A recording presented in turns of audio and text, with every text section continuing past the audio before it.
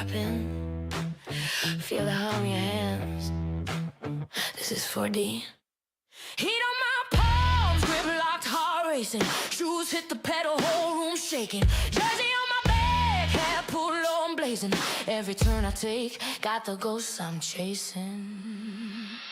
4D in my veins, feel that fire when I play, when I move, when I break, when I bang through the lane. 4D on my skin, when I lose, when I win, I'm alive in the light of the game I'm in.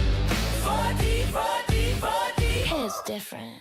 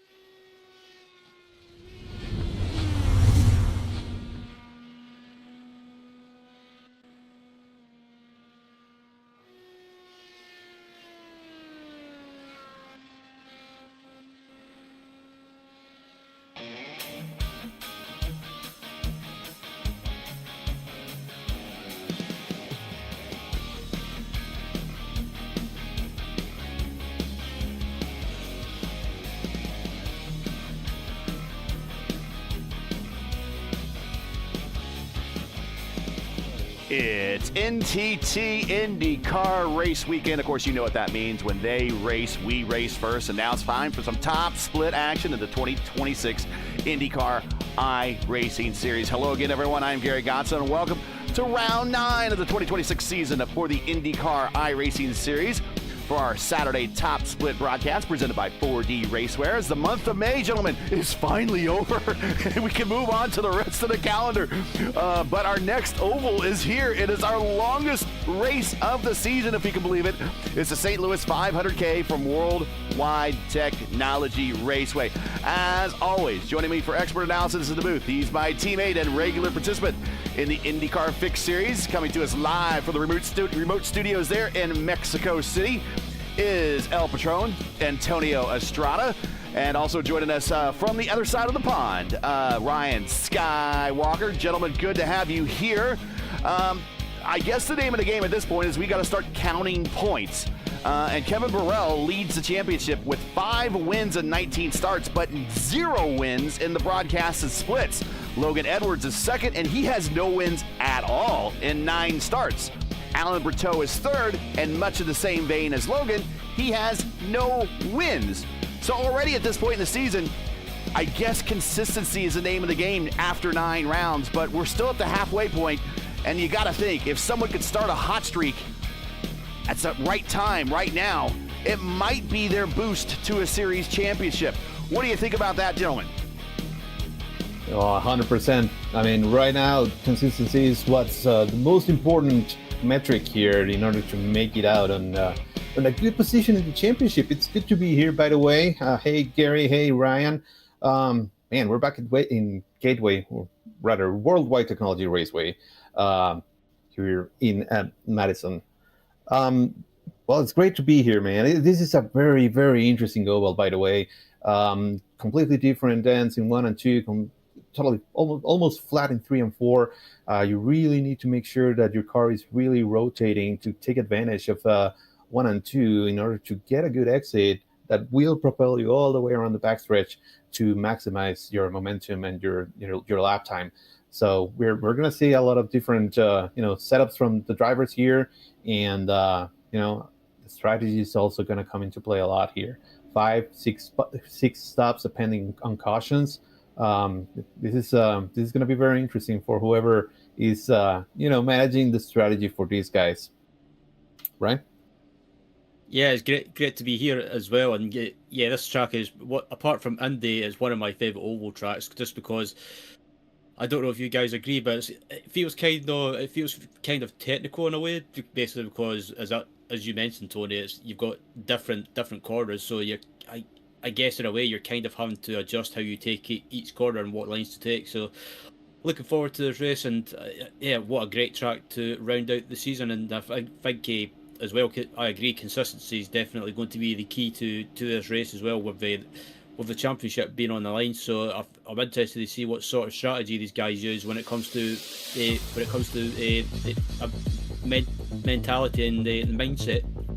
Starting grid tonight from St. Louis. Go right ahead, Tony. Yep. We'll do a little bit of a blistering fast one because Jaden Munoz is on the pole, joined by the King, Robert Molesky, the third. Is going to be starting second. Then we have Peter Berryman and Kevin Burrell in row 2, Christian Hilgard and Sophia Connell, row 3. Then we have Alan Berto and Jared Curry, row 4. Alexander Shinab, who is in the top 10 right now, is going to be starting 9th, joined by Jason Brophy starting 10th. We have Zach Moses 11th, Matt Taylor 12th, Matt Hollibow and Iker Vega, that would be row 7. Lucas Hand and Wayne Hutchinson, row 8. Silvio Lazar and Christopher Block, row 9. Ty Kila and Jordan Beruz, row 10. Edmund Kemp, Tyler Beauchamp, row 11.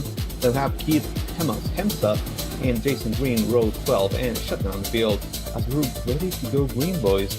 Get in time.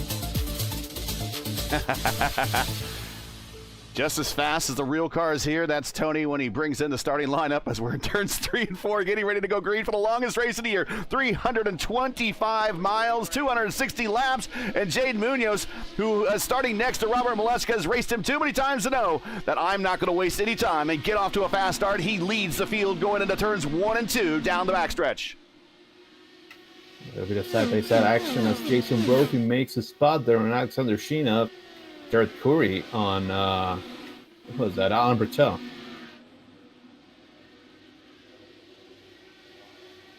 And, these cool conditions might provide us a little bit of a package race. We'll see how it develops, though.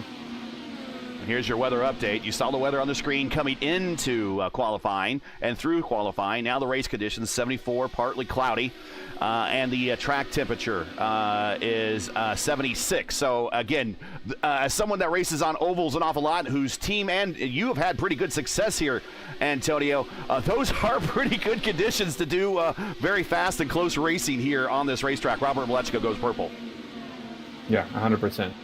And now I see Jason Brophy making a move there on Jared Curry. Yep. Takes a position away.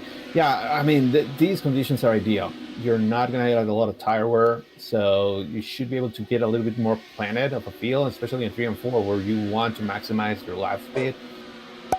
It's going to be very interesting to see how it develops. I imagine that the track is going to get a little bit warmer, though, just because of the cars going around it. But, then the ambience might go a little bit lower, so it might even out a little bit.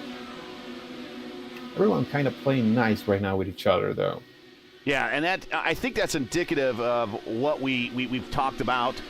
This is the longest race of the season. You would think it would be in Indianapolis, which is the longest. Alan Berto, purple lap that time by. But the Indianapolis in the real IndyCar Series is the longest race of the season. But caution, Iker Vega. Yeah, Iker Vega, not sure what happened to him. And the McLaren livery. Oh, he got kind of ran over. Oh, yeah, he got punched from the back. I'm not sure. Was that Lucas Hand? Oh, Mr. Excitement, Lucas Hand, starting this race off early.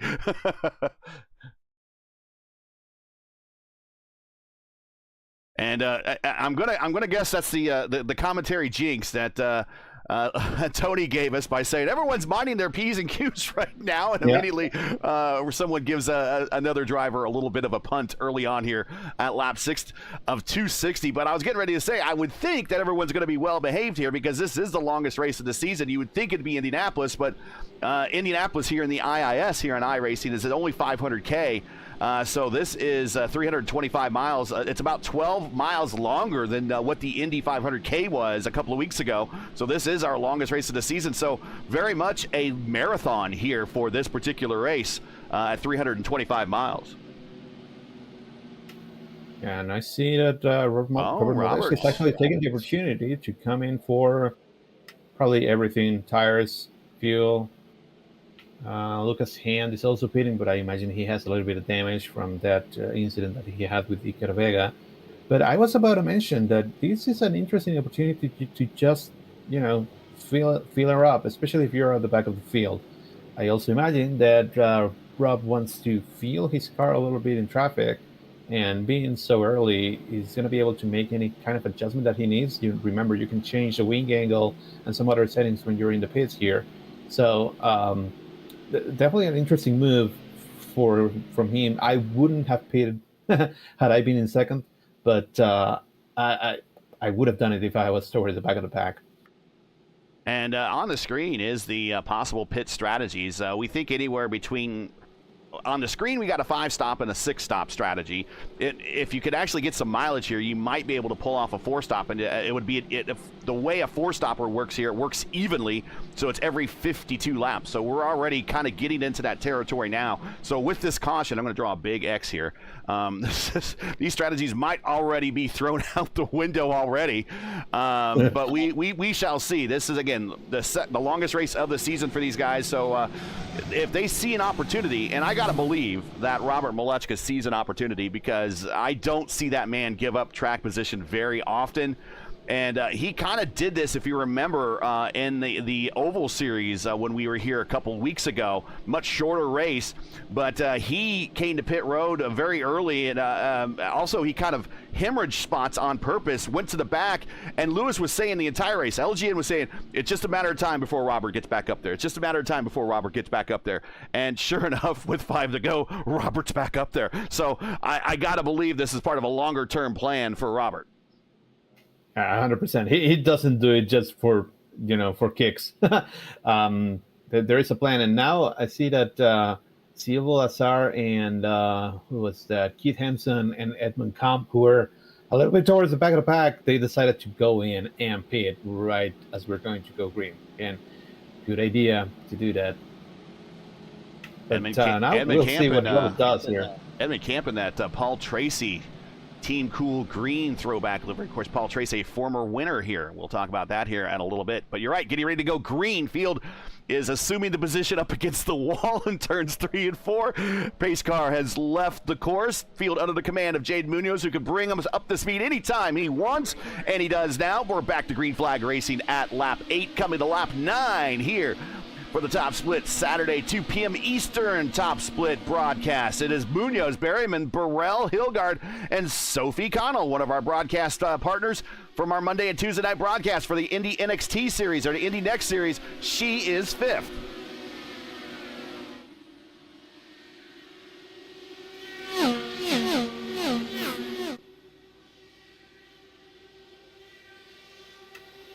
Yeah, I'm keeping my eye out on Robert Maleshka, already up 1 spot. It doesn't seem like he's pushing a lot, so I imagine that he's trying to save fuel as much as possible in order to make that it's no longer going to be a 4-stop, it's going to be a 5-stop because he already did one, but that should potentially be helpful for him as he makes his way by Wayne Hutchinson, moving up to P16. Sophie Connell, purple lap that time by a 181.9 for the Pride of Baltimore.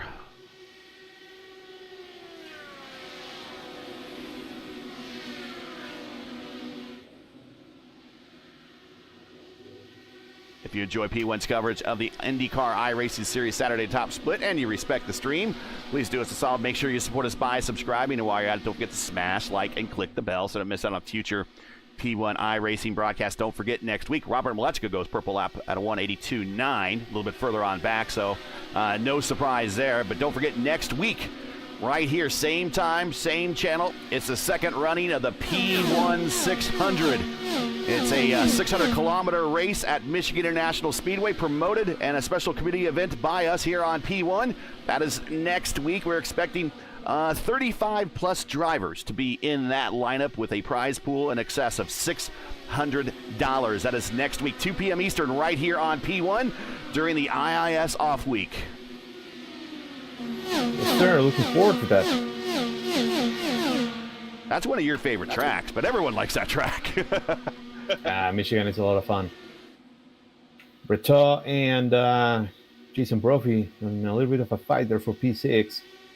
And that's going to hurt the momentum for Brophy. And it's going to bring Jared Curry into the mix. Curry taking a stab to the inside of Alan Breteau, who again is high in the points again this season. Doesn't quite get the momentum run there, loses a little bit of momentum, and now that opens the door with his technical teammate, Matt Hollenball, right behind him to get a little bit closer. Brophy up 4 spots now to 6. Now, not the greatest qualifying run for Brophy here to start this race, but he did win the Friday top split in a very thrilling finish between him and Jaden Munoz. A very, very tight finish there. The separation between first and second, only a tenth of a second. Actually, it was him and Alexander Russell. Jaden Munoz finished third. But so far this weekend, it has been an all power slide weekend on the ovals, which is kind of norm for a lot of the community as we see Brophy go to the inside of Sophie. Sophie hanging tough on the outside, saying, nope, you can't quite have it that easy. And they're going to drag race down the front straight. But once again, Team Hype Power Slide showing their extreme prowess on the ovals once again. Yeah, and you can also see it with Robert Maleshka, who is already up to P13 after pitting. Remember, now he's going to get a good run here on Taequela. He's going to go to the inside. He's going to look at it. And he's going to complete the pass. And then since Matt Taylor goes a little bit wider, he's going to make it 2-4-1 at the same time. Does Ty make it 3 wide? And I think he wisely thought against that one. He Yeah. kind of backed off a little bit. It's like, it's only at lap 18 of 260. We're going to survive to live another day there. So he gets back in line behind Matt Taylor. A ton of experience between these 3 drivers right here. Malechka just won his 6th, which would be the most championships, his 6th championship in the Indy Oval, Indy Fixed lineage. On iRacing, and he also won the Triple Crown.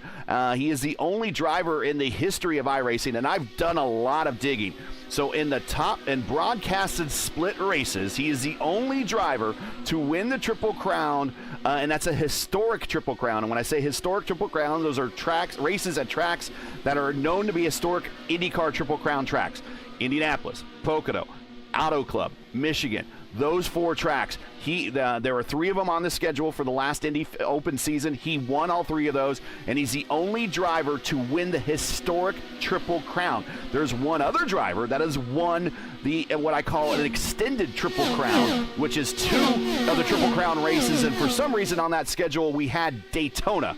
Now, guys, it would be hard to say Daytona wouldn't belong as a Triple Crown race if it was on the IndyCar schedule, considering NASCAR treats the Brickyard 400 as a crown jewel in their schedule. So with that same level of a respect, I went ahead and counted the extended Triple Crown champion as well, and that was Christopher Demerit back in 2021, where he won at 2 of the historic tracks and 1 extended tracks. But those are the only 2 drivers that I could see in the strength of field time slots that have ever won the IndyCar IndyCar Oval and Fixed Series Triple Crown since 2011. Yeah, it's not an easy feat to complete, and it doesn't really surprise me that Robert has done it, and it also doesn't really surprise me that much that Chris Demerit did it as well. Chris is an awesome racer that we unfortunately don't see that much, especially, but he does show up for special events and in some others, and he's always really, really fast. So, yeah. How about very interesting battle here brewing between, that's Kevin Burrell. No, it's Alan Breteau, it's Sophie Connell, Matt Hollibo, Jared Curry, and Robert Maleshka. Robert going to the outside here of Jared Curry. He's going to take the position easily and get a good run off here. As we see Matt Hollibo take a peek to the inside of Sophie Connell. That can open the door a little bit for Robert Maleshka, especially if Sophie goes to the inside. I would imagine that Robert will stay on top. We got a good run here. Hey, you don't know how incredibly hard it is to research all of those stats. The iRacing stats database is not very dynamic, so a lot of that was collected by hand and parsed by AI. Well, they got a little bit of help through the AI because those stats are very are buried in many different places. I built a couple of scripts to retrieve that data, and it always ends up with us having to do some weird things. Sophie Connor has a little bit of an issue. Yeah, in the wall off of 2, and Shinov moves forward, and also taking evasive action, Jared Curry. Oh, Jared Curry got super loose at the exit of 4 there. That's going to allow Shinov to have a run here. Sophie Connell looks to the inside, though. There's Matt Taylor. Matt Taylor. Oh, Tyquilla, and Tyquilla had to slam the door. Zach Moses, pardon the pun, saw the seas open in front of him, and he tried to fill that spot, and that did not go well. And as Ty saw Zach coming and slammed the door, and the Red Sea filled up really quickly there for Moses. Yeah, and as I keep seeing Sophie get past, I imagine that she must have a little bit of an incident of damage to her car. That happened to me in one of the races that I did here at Gateway, and after hitting the car, hitting the wall, I was like a tenth and a half slower, especially when I was on clean air. Like I could hold up with the pack a little bit, but whenever I had to do it on my own, it would drop like a rock. And I think I'm seeing something similar here, as here goes Jordan Baruch to the inside of Sophie Connell. Takes that position. He's in that Red Bull livery. Jordan, we can get you a good IndyCar livery. In fact, let's talk about really good IndyCar liveries. Have you guys seen the Dex throwback livery, the Dex-sponsored throwback livery that Team Penske brought to Gateway this weekend? I love it. Yeah, I love it. It is, and now high-definition TV does that livery justice, because if you've ever seen it in real life, that Marlboro orange pops. It is extremely bright. And if you watch the old videos of the old 500s, the low definition doesn't do it. Just looks orange or kind of red, and it doesn't look as vibrant. But now you can really see what I saw when I went to the track, and that maybe some of you guys also saw when you went to the Indianapolis Motor Speedway Museum, Antonio, is how much that orange, that Marlboro orange, just pops from that livery. It is truly, it catches your eye, and it's the reason why it's one of everyone's favorite liveries, because it stands out. Everyone just remembers it. Not only was it winning, it showed up really easily in the stands. You could see it from a mile away. Yeah, 100%. Whenever I was looking at races on my CRT TV, because I'm old and that's what we had. The Marlboro Penske liveries, they look red, and they were iconic in their own regard. But when you see it live, it's like, wait, hold on a second. This color is completely different to what I was watching on TV. As finally Robert Maleshka was able to make it by Alan Bretot, that's for P6, and I'm so happy that the Penske brought it back with Dex imaging. It looks amazing. And Scott McLaughlin, he's been having most of those throwbacks. He has the old submarine, and now he has to drive that iconic Marlboro livery. That's awesome. As Maleshka now makes it 2-for-1 and takes also Kevin Burrell. All of the Nexus teammates are one after the other. Now his next victim is going to be Christian Hilbert up front. And a lot of these guys that are on the new Nexus squad, which is a new Nexus driver, is Hilgard, Burrell, Berteau. They just all recently joined this team from the old former Fiercely Forward squad, and one of the reasons they joined this team is that they wanted to get better on the ovals. And right now they're just kind of hanging tough as the normal Ovalmeisters are doing what they normally do to the ex-Fiercely Forward guys, and that's pass them. And here comes Robert Malechka on Christian Hilgard as he tracks him down, and he might have a stab at him with this run. He's going to get really close into 3 and 4, and he's going to really now compete for this position going into 1 down the front stretch. Here they come side by side, or at least almost side by side. Now they're side by side at the start-finish line. Robert Malechka looking to pick one more position. But look at the top speed that he was able to generate. That's crazy. He cleared him before going into turn 1. So Molechka, who started mid-pack from making a pit stop there on lap 6. And he will cycle to the lead here momentarily when all these drivers ahead of him, if he doesn't pass them already. That's gonna really say something. If he can pass all the drivers, if he can get to all the drivers in front of him, which he's not that far behind them, he's only a second and a half. But if he can pass all them and still have already stopped once in this race, that's sending a message to the rest of these drivers saying, and everyone else going to be like, uh-oh, this guy's already stopped once and he's done past us all once already.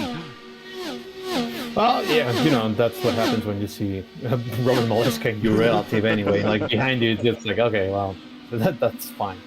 Although, the leaders are now in heavy traffic, and Jaden Munoz has been doing a great job disposing of them.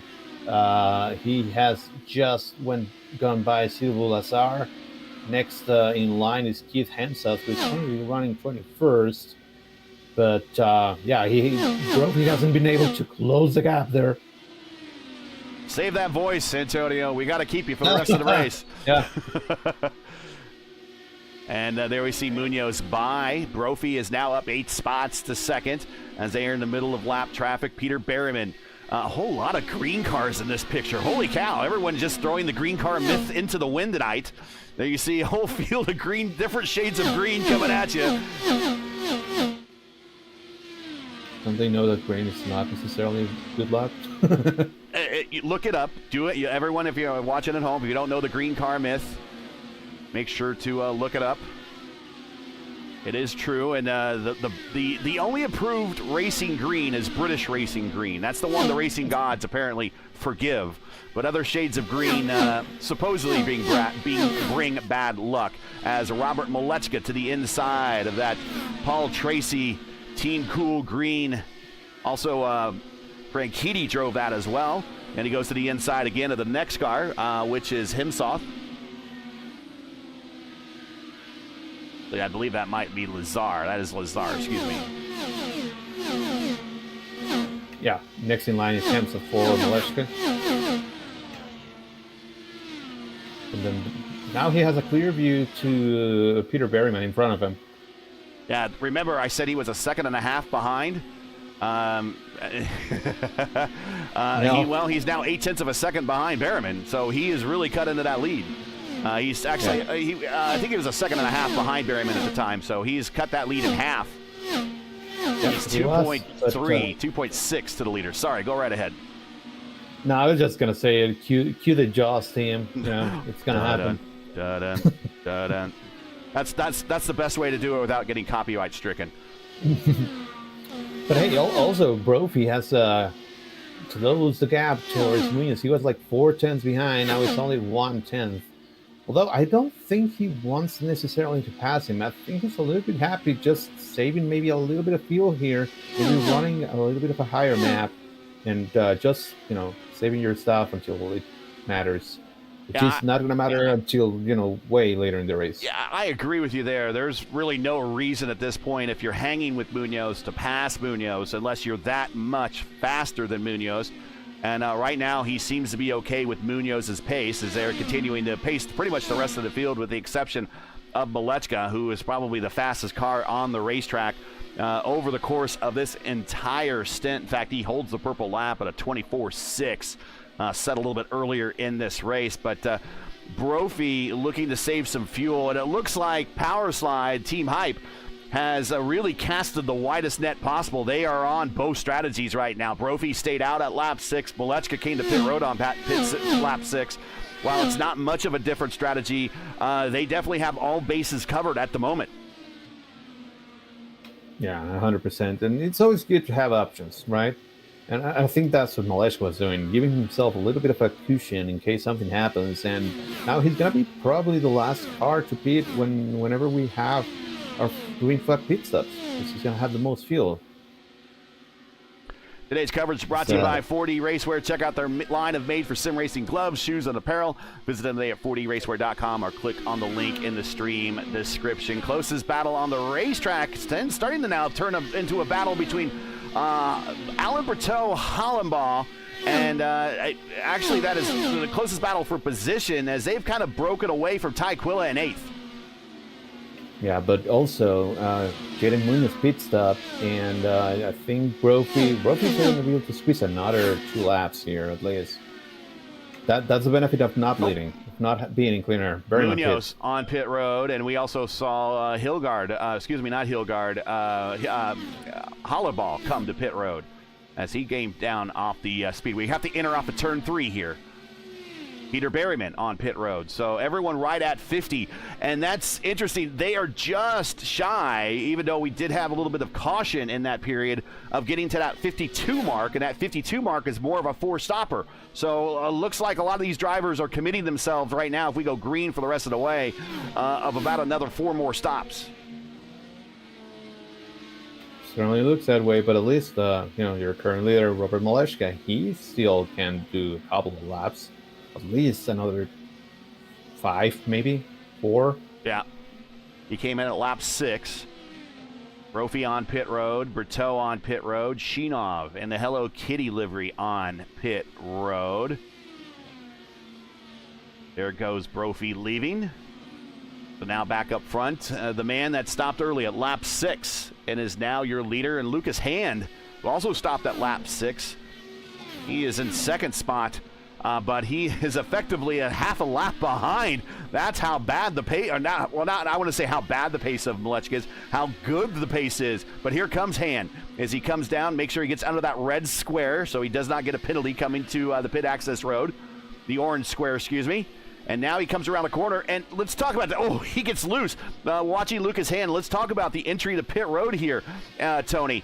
Very difficult, flat and slippery, but where they have those cones placed now for the entrance to pit road, it is kind of on the corner there, and you're still turning the wheel, and you can lock your wheels up and spin the car very easily there, and it gets squirrely, just like we saw with Lucas Hand. So coming to pit road under hot conditions, under live fire conditions, is very challenging because the cones come up on you rather quickly, and they surprise you almost, even though you practice these pit stops all throughout practice. Yeah, you would think that you would not be bit by them, but I don't really want to talk about it because that happened to me while leading the race. During the week at some point. Oh, caution!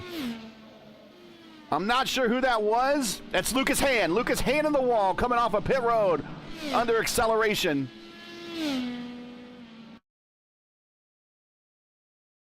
And let's see what happens. He comes down off the jacks here. And this is going to trap most of the field a lap down. Yeah.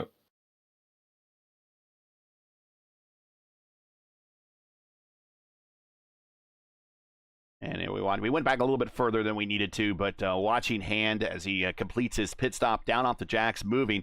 So you get to these cones, and he can come off the speed limit. The speed limit is 45 miles per hour here. But you have to navigate this entire pit road right here, this access road, all the way around to the exit of turn 2. And he's trying to hustle.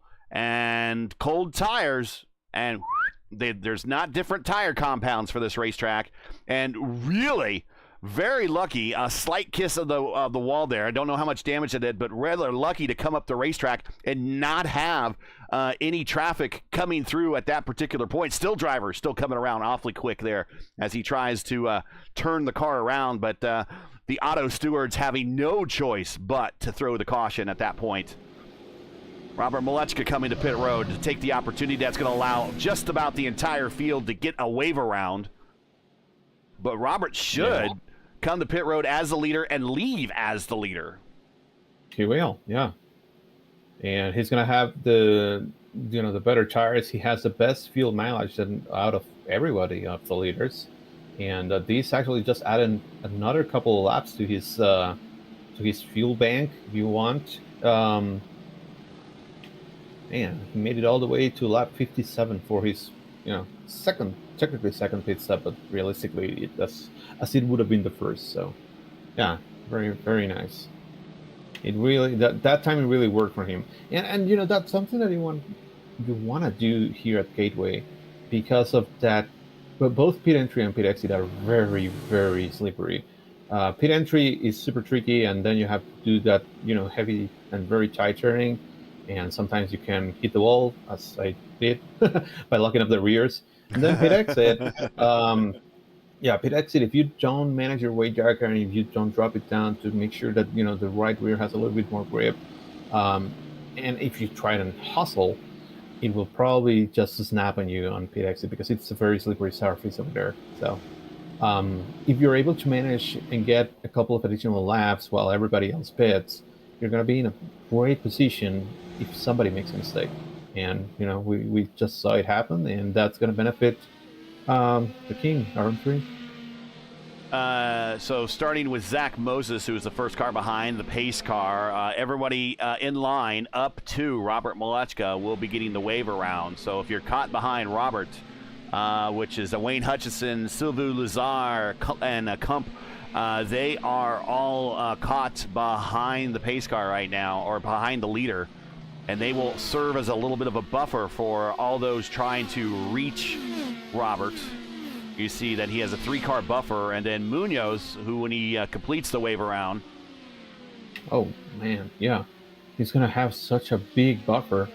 He's going to have Sylvu Lazar, Camp, Moses, Green, Locke, Vega, Sophie Connell, Tyler, Hemseth, and then it's Jaden Munoz, who is running P2 now.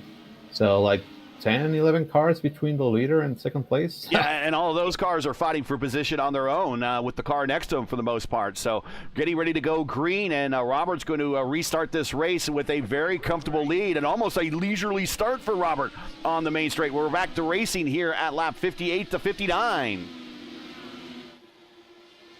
Yeah, and those 10 cars is translates in around 4 seconds of a gap between Malechka and Munoz.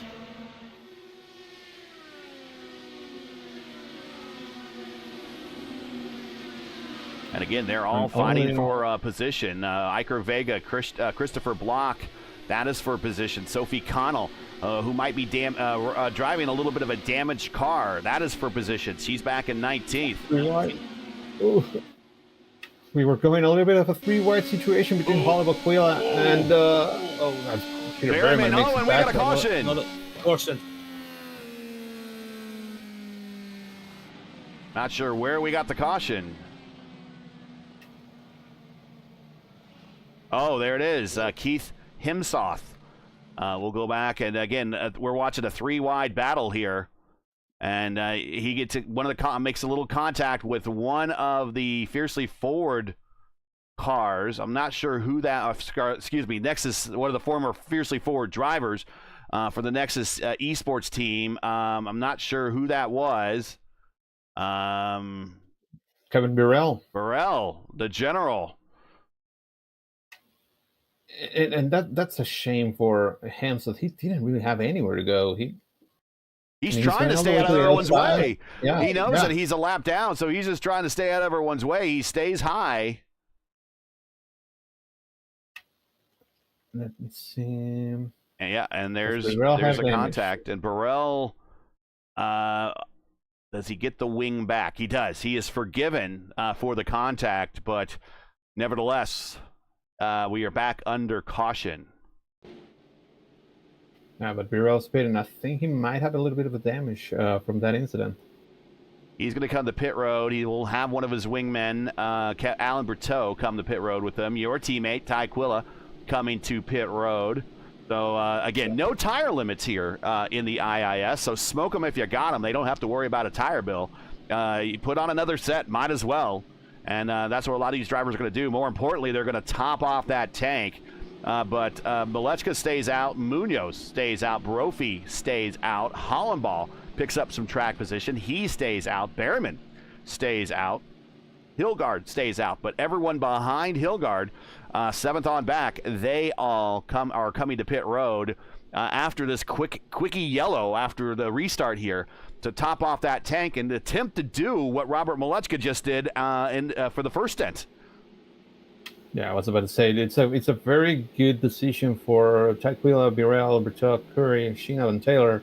You're already towards the back of the top 10. Might as well come in, pit, get new tires, get the tank full of fuel, because that's going to allow you to go a little bit further, and you're still going to come up just behind the other drivers that you're racing. So really no loss for them to actually potentially give them a little bit of gain. That really plays into their favor and not necessarily that much into Rob's.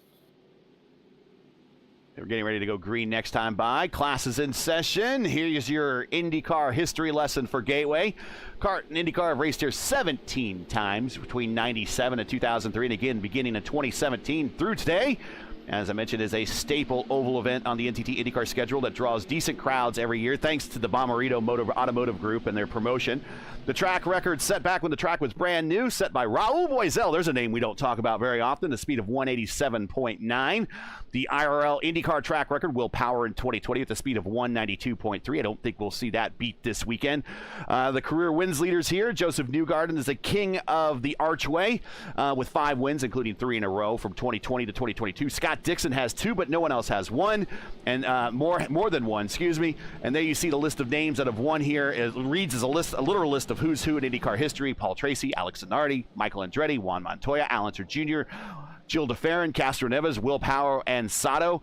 And probably the least famous name on that list is last year's winner, your defending winner at Gateway from a season ago. It's Kyle Kirkwood. He's your least probably famous name of all the winners here at this racetrack. Yeah.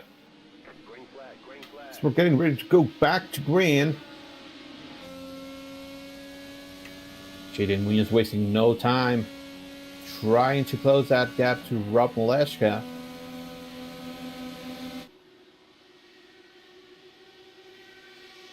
And Brophy's coming with. So's Hollaball. He sees an opportunity there. The slower traffic tries to stay high, out of the way. Christopher Blucker's very wide. Hilgard behind to take a little bit of evasive action. We get the camera on them. Again, they're trying to stay low. And this is where it's the easiest time to pass down low is when the tires are fresh. When the tires start to wear in. Talk about that a little bit, Tony. The higher line becomes the OP line after a while. Yeah, 100%. And you're able to keep the momentum rolling through there, and it's very, very difficult to complete a pass on the inside the longer a scene runs, because the tires don't have that much grip anymore. So, yeah, might as well use them right now, as there's a little bit of side-by-side action between Wayne Hutchinson and Sibu Lazar. They're right in front of Jaden Munoz. Jason Brophy still trying to take advantage of it, trying to make his way by, but he's unable to clear him. That's Jaden Munoz is going side by side with Silvu. We ride with Hollaball, who really closed the gap there to Brophy that time by in the 1. And you saw this if you watched practice earlier today during Fox's coverage of the Worldwide Technology first practice for the Bommarito Group 500. They talked about how busy you are in the cockpit at this racetrack. You would think that this is an oval, right? All they're doing is turning left, right? It's pretty easy. There's no work to it. Just like in the real IndyCars, we see them getting as low as 3rd gear into turn 1 every single lap. Your hands, your fingers, you're working the car every single lap, every single corner here at this racetrack. It is not just turning left. Oh, no, it's much more than that. It's not only turning left and then shifting gears. You're also managing your hybrid and your weight jacker. Like, for example, for me, I was running completely different weight jacker settings in 1 and 2 than what I was running in 3 and 4. So that meant that every single lap I had to change it, to make sure that I was in the right weight jacker setting to maximize the setup and to maximize the speed that I was getting out of it. And then you also have the hybrid, which you need to either recharge if you're not braking, because some drivers like to do a little bit of braking, a light braking on turn 1. Some others like to just lift a little bit and be done with it. But then that means that your battery will not recharge as much. So you need to find a place where you can recharge it and not get any penalty for doing so, which typically is if you're behind somebody, you can do it on the front stretch. But yeah, you're managing and changing all sorts of different things during the race. You also need to change the bars as the run progresses, because otherwise the car will end up getting very, very tight and will no longer turn no matter what you do. So yeah, a lot of different things that you have to be managing in order to be fast around here.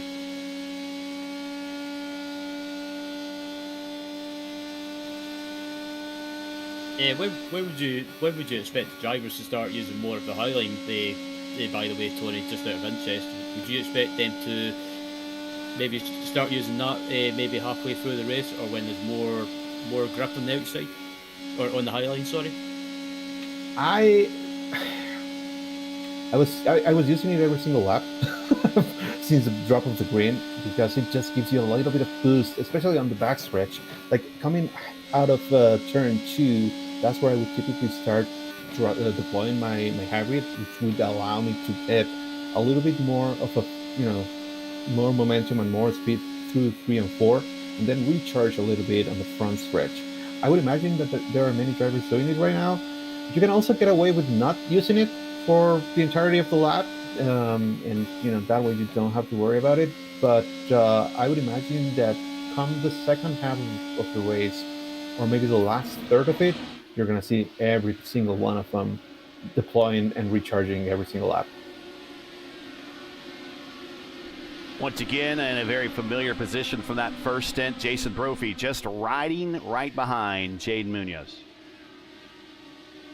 Yeah, they're trying to catch Zach Moses, who was caught by that caution flag. He was actually working together with Ty Quayle and Kevin Burrell in that group. Now he finds himself all the way back in P13. So he's got pace, and that also explains a little bit why Jaden Munoz is having a little bit of trouble getting by him. Although he has a good run here, should be able to clear him. He does that. That allows Brophy to get alongside down the backstretch.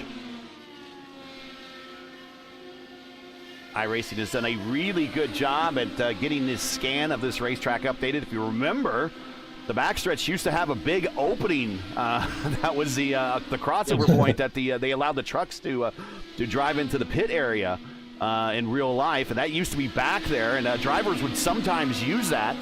But now that is no longer there in this current scan, so looking more like a traditional oval without the crossover now.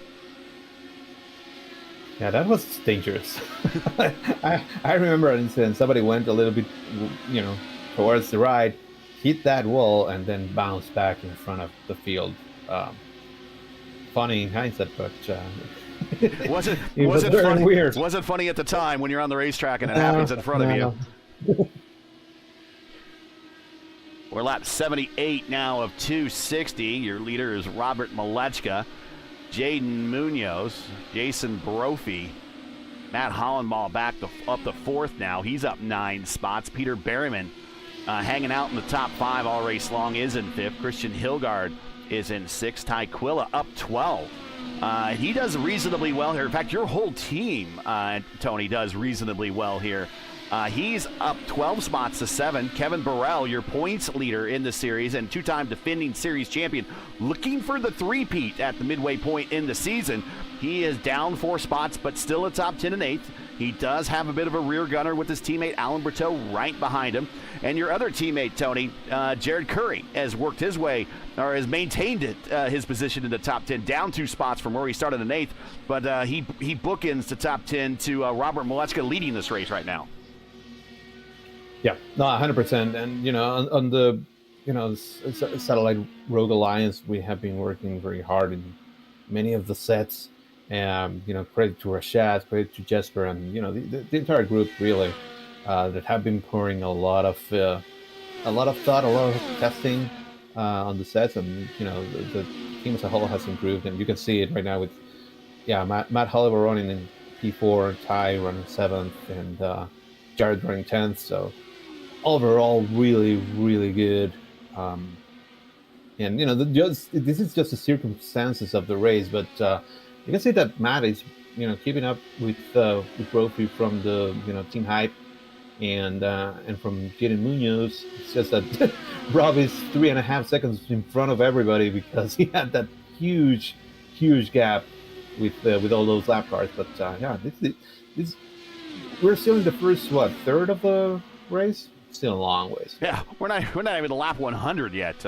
We still have a long way to go. We started off this season at Sebring, round 1. Christian Hilgard won that broadcasted split. Robert Malechka won our first oval race at Phoenix.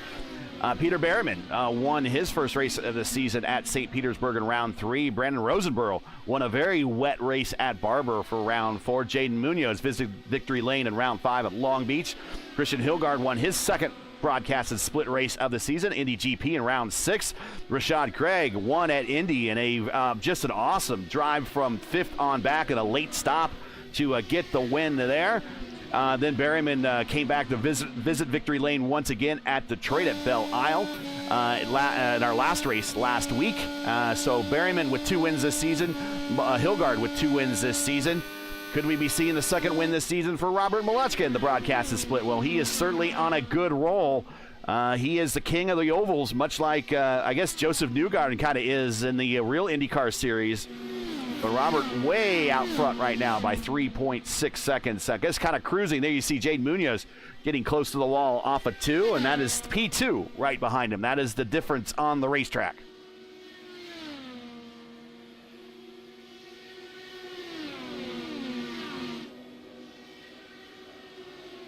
And I guess we are reaching that point where I think everybody's going to chill out a little bit. Maybe I'm jinxing it again. Like right after I finished saying that, I was like, "Oh, isn't that what I said when the first talk?" We got a yellow. but I do think, honestly, that right now is like a good time for all of the drivers to be like, "Okay, you know what? We're not even a third of the way in. Let's just chill out, log laps."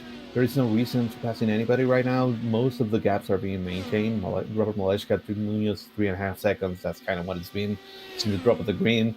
And then Munoz, Hollibo, Berryman, Hilgard just being there with them. That entire group is has separated quite a bit, though, from Ty Quilla and the other group that's still in the lead lap, which has Kevin Burrell, Alan Berteau, Jared Curry, and Alex Shinoff and Matt Taylor. But they're also very close together. So at this point, I would imagine that they just are happy to log laps. It's part of the race that you have to do. You just need to manage your stuff, make sure that you're hitting the marks that you are looking for, that you're hitting the fuel number that you want to, in order to make your strategy work, and just do it and wait until the next pit stop, which is honestly not that far away for many of these guys. Some of them pit in lap 49. Remember, that was the only pit stop so far for guys like Munoz, Brophy, Hollibo, Berryman, and Hilgard. Whereas this other group with Ty Quilla and the lot, they actually went to the pits a little bit later. They have 30 laps right now on their tank, so they can still go maybe around 15, 18 laps more. But the other guys will likely need to pit soon. Watching this battle a little bit further back with Ty Quilla, Kevin Burrell, Alan Berteau, just behind them. There's a lap car behind them. That's Christopher Block. And then P10 Jared Curry in that black and yellow car. Berryman and Hollibo side by side through 1 and 2. Berryman gets the drop on the satellite racing driver. A little bit of momentum loss. Here comes Christian Hilgard. So Hollibo just cracking the throttle a little bit. Might lose 2 positions. He's staying in it through 3 and 4. And he'll have the aid of the draft down the front straight to help pull himself forward. So Hollibo keeps the position back to 6th, or back to 5th. Berryman now up to 4th. Cars staying on the lead lap has always been a big problem here. These races here at Gateway and the IIS have always been long. The minimum we have covered in the past here in the IIS at Gateway has been 186 laps. We've been at 260 for the last 3 seasons. But we had only 5 cars finish on the 6 cars on a lead lap last year, 5 in 2024. Of course, we know nothing happened in 2023. 3 cars finished on a lead lap in 2022. Let's see, 6 cars on a lead lap in 2021. Ooh, getting close to the inside there as Burrell tries to get a drop on Hollibo, but backs out of it. But again, cars staying on the lead lap, that's half the battle here, really. If you could stay on the lead lap, you're going to be in contention. But right now, our leader is lapped up to P12. Last car on the lead lap is Matt Taylor. And it's hard to believe, though, that a driver of the technical skill of Matt Taylor is fighting to remain on the lead lap. He is There he is, Matt Taylor. And there you see just behind him, not too far behind him, is the leader. Yeah, I was wondering what happened to Matt Holloway because I saw him kind of losing the. He was no longer connected to Berryman. He was no longer connected to Brophy and Munoz, and it was just that he needed to live because I imagine it was a little bit exaggerated by the netcode and whatnot. Brophy got very close to the wall, and it actually let out a puff of smoke. That made Holloway lift and move to the inside. Lost a ton of momentum just by doing that, and kind of lost touch with both Munoz and Brophy. And then Berryman went by, and now he's kind of stuck into a little bit of a limbo because he's not close enough to benefit that much from Berryman's draft.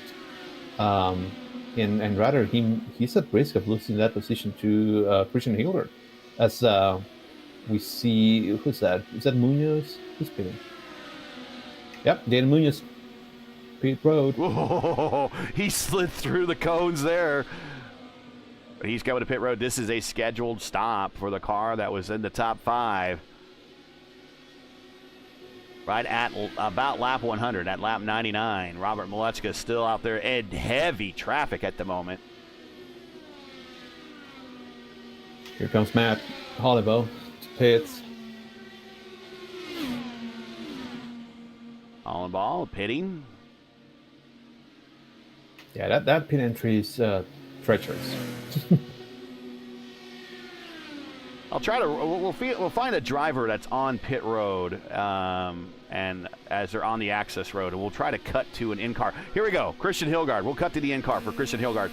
Here he comes. Your car's not pointed straight when you get to those cones, and that's when everyone tries to gun it to the last possible second. And then if it doesn't, your car takes off because you locked your tires up. You're going right into a wall. The wall's going to greet you a lot quicker. No. At least the steps are gone on pit road. Yeah. Christian Hilgard comes down to his box, hits his marks up on the jacks. New set of Firestone Firehawk tires and a full tank of Sunoco Racing fuel. And he's down and away.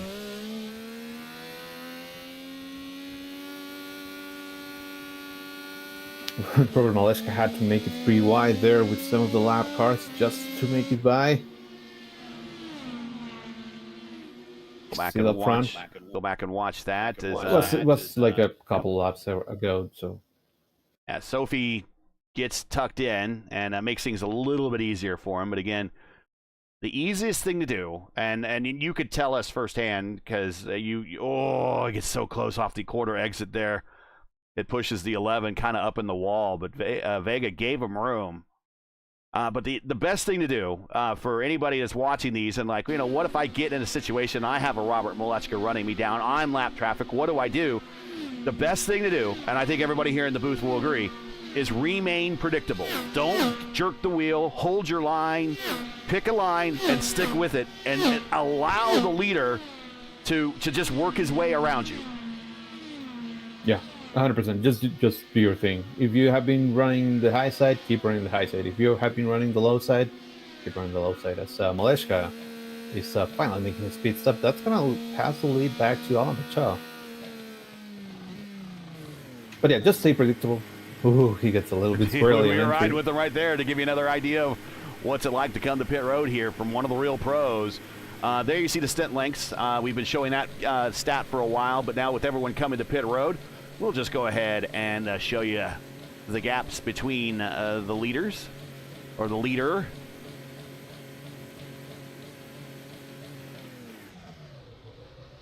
And notice Robert Malechka coming to pit road and not using the pit road speed limiter. Yeah, I think they kind of discovered that during the Indy 500, that it might be just a tiny bit faster to not use a limiter. If you can keep it under, the speed limit, the designated speed limit, you're not forced to use it. So, if you can, might as well get any advantage that you can. Well, the all the drivers that drive the 10 tops here in the service will be telling you, well, we don't have a button to push. We just do it by RPM and everything, or black box or whatever. And there's a lot to say about that. There's also a lot to say that I just hit the button and it's a press and forget or set and forget type thing. It allows me to go to my black box and make any changes I have to, knowing that I'm not going to just pass the speed limit and get a black flag by being just a fraction of a mile per hour over. So, they've figured that part out, whether it be a macro or something. They figure that part out, and whatever they're doing, it's not against the rules. It's just they figured it out before anyone else has. Yeah, 100%. Not against the rules at all. There's Alan Bertal coming to pit road. He's going to pass the lead to the general, Kevin Burrell. Alberto not on the pit road speed limit button. But you could definitely hear the car is definitely not accelerating. And it definitely seems to be a pattern to the throttle. So maybe maybe the Nexus eSports squad has figured it out too. But no, I was about to say, I thought I saw him come a little bit too hard, Bertal. And, he does. He has a black flag. A black flag as he's speeding on pit road, and that is the downside to everything that we were just talking about. If you're just a fraction over, you get the black flag. Now, fortunate for him, he still has about a half a race to go, but he now has a 40-second hold and has dug himself a deep hole to get out of for the remainder of this race. For someone who is in the top 10 in points. Yeah, that's a massive blow. I think he still might be able to squeeze out a top 15 or so, but yeah. The general Kevin Burrell on pit road, same thing, not on the pit road speed limiter, but he has a different sound to his cadence on the throttle. Maybe he's just a little bit slow, almost misses marks. Maybe he comes in a little bit slower just to be safe. And now he goes up on the jacks to get his full service. Matt Taylor now is your leader.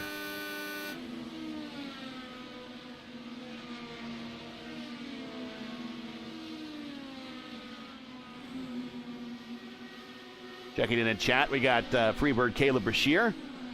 And here's his teammate, Matt Taylor, coming to pit road. Also checking in, your teammate, Jesper Dahlgren, saying that he thinks that I5G is running a lot of downforce out there. That would also explain a little bit. You do have different options for different types of winglets you can apply to these cars in an open setup race. This is an open setup race.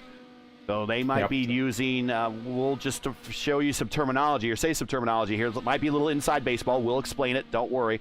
So you have the one-step wing and the two-step wing. And I don't think there's a three-step wing. I could be wrong. Okay. But when they talk about a step, it's adding basically an extra gurney to your wings to give yourself extra downforce. Extra downforce helps the car turn, but extra downforce also doesn't help your straight line speed. Go ahead and explain that. No, yeah, I was just going to say that if you add a little bit more wing to your car, you're going to be able to have more air stay in front of it, on top of it, and then that's going to push the car towards the ground, which will give you more downforce, which will make it easier to turn, and you're going to be able to take 1 and 2 easily, maybe even flat. Flat is way too much, but you get what I'm saying. But the downside to that is that you're going to get a lot of drag from that. So on this race, you're going to be slower, and that's the kind of like what you need to manage and you need to balance to make sure that you build a fast race car for this track. And again, 1 and 2 are so different from 3 and 4, and you need to manage that. You need to also have a car that is, that is not going to snap on you, especially on 3 and 4, where the banking is so low compared to what you have in 1 and 2, that if you have a lot of downforce or maybe not enough downforce, it can get a lot of air underneath and then just lose grip on the rear tires and instantly head into the wall. So again, it's a balance on how you want to build it, and then it's also a comfort thing. Some drivers are going to prefer to do something a little bit more different. Christian Hilgard around Jaden Munoz as a battle for fourth. Also, some championship implications there as well in the points. Hilgard looking to try to gain a little bit more in the championship on Kevin Burrell. Kevin, based upon consistency, is your points leader in the IIS this season. But in terms of showing up the victory lane, at least on these broadcasts and splits, it's been more Hilgard and less Burrell this season. Yeah, Hilgard has been so consistently up front in pretty much all of the races that we have broadcast here on the Saturday Top Split. And we were talking about Burrell the other day, and he's always there consistently in the top 5-ish. And that's why he's leading the championship again. Yeah, he does have 5 wins. And when I say 5 wins, but I'm saying none on the broadcast, I mean, this is just, we picked this time slot, the broadcast, and it's kind of when everyone shows up for a kind of a strength of field type of split here. But he has 5 wins this season. There are 4 time slots every week during IIS weeks. So an IIS week is whenever the real IndyCar Series is racing that week. The IIS typically races that week as well. They mirror the real-world NTT IndyCar schedule. They have a race on Wednesdays. They have a race on Friday afternoons. They have the race now on 2 p.m. on Saturday. And then now they have a race Saturday evening. They used to have one in the afternoon or in the evening on Sunday, but they moved that now to Saturday. So the only 4 opportunities to race the IIS during the week. So he's received 5 other wins and other time slots he's participated in. He just hasn't got the win in the top split broadcast yet. Nothing against that. He's been consistent in the top split enough that he has been able to lead now the points. But he sure would like to get a win in one of the big top splits. For the most part, the strength of field races we've done this year, all these broadcasts have been the highest strength of field number race of the weekend. There's been a couple of cases where we haven't, where we've kind of been on an off schedule because of scheduling of real world races and that type of thing. But this is the highest strength of field race of this weekend by just a little bit. And the points you receive in the IIS championship points are based upon the strength of field of the race. So this race is a 41-44. Yesterday's race was a 40-12. Wednesday's race was a 41-27. So we're just about 20 points higher than where we were on Wednesday. So this race should deliver more points than the Wednesday race, which was won by Robert Malechka. Sorry about that. Robert Malechka sent it 3 wide on Jared Curry and Edmund Comp. Malechka in heavy traffic, now catching all the way to Jared Curry, who is currently running 9th.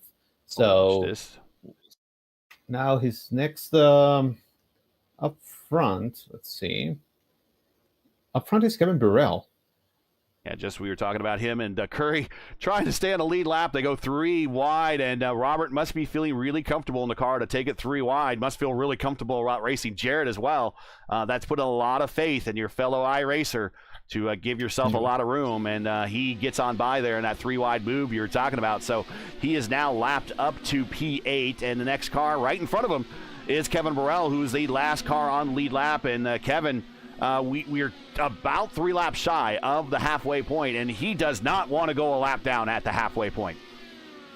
No, you do not want to do that. You do not want to go a lap down, because then getting one back is monumental task. Yeah, we didn't reset the field after, the pit stop. So here later, that's Robert Malechka. That did not change at all. Now running P2 is Jason Brophy, who kind of jumped over a couple of the guys that he was running with, especially Jaden Munoz. He's 5 seconds behind. Then we have Peter Berryman, who's 8 seconds behind Malechka. Then Christian Hilgard running P4. He's 13 seconds behind. Jaden Munoz dropped all the way from P2 to P5 as Malechka is making a move on Burrell here. That's to put him 1 lap down. That's crazy. But yeah, Jaden Munoz currently running 5th. Matt Holliver running 6th. Ty Quilla next in line to be lapped, 23 seconds behind Robert Malechka right now, running 7th. Then it's Kevin Burrell running P8. To round out the top 10, that's Jared Curry running 9th, and Alexander Shinov, who's running 10th right now. And crazy that he's Robert Malechka getting very close to Ty Quilla now to put him a lap down. It's going to be for to only leave 6 cars on the lap. Ty up 12 spots. He is your biggest gainer of the race so far, as we are now at the halfway point. Longest race of the season here in the IIS. It's the St. Louis Gateway 500 from Worldwide Technology Raceway, as we are at the midway point of the IIS season, round 9 of 2026. If you're just joining us, you're watching P1's coverage of the IndyCar iRacing Series Saturday Top Split presented by 40 Racewear. As currently Robert Malechka leads at lap 132 of 260. Make sure to smash that like button, subscribe to the channel so you miss out on the next race. Go right ahead. Christian Hilgard. I was wondering what happened to him, because he was playing nice with Jaden Munoz. He is smoking. And, yeah, he has an engine problem. He has a meatball flag. So, yeah, that seems like an engine issue. Yeah, that's weird. Yeah, I'm just watching the replay from my end to see if anything happened, and I think that might just be. I'm taking a guess, but I wonder if it was maybe revving the engine too high or hitting the limiter too much, and it's just basically the engine's just it's had enough. All right, let's ride with him. We can hear the tone in the engine. This is very rare. It's about as rare as a red flag. You do not see engine failures in iRacing. Here we go. Let's watch. Now you could have had different blocks and he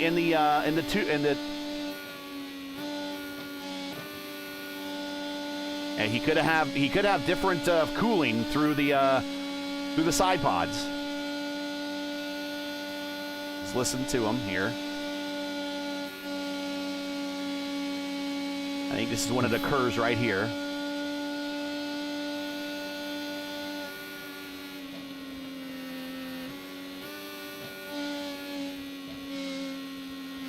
He's already experiencing problems. Yeah, you can hear this. The engine just wasn't wanting to come to full song. And so now your points leader with an engine expiration, something that you rarely see in iRacing. Hilgard was actually 4th in the championship. But that's still right. going to that's still going to really hurt him on the standings, as Malechka is now side by side with Ty Quilla. I'm sure Ty will try to stay in the lead lap, at least for another corner.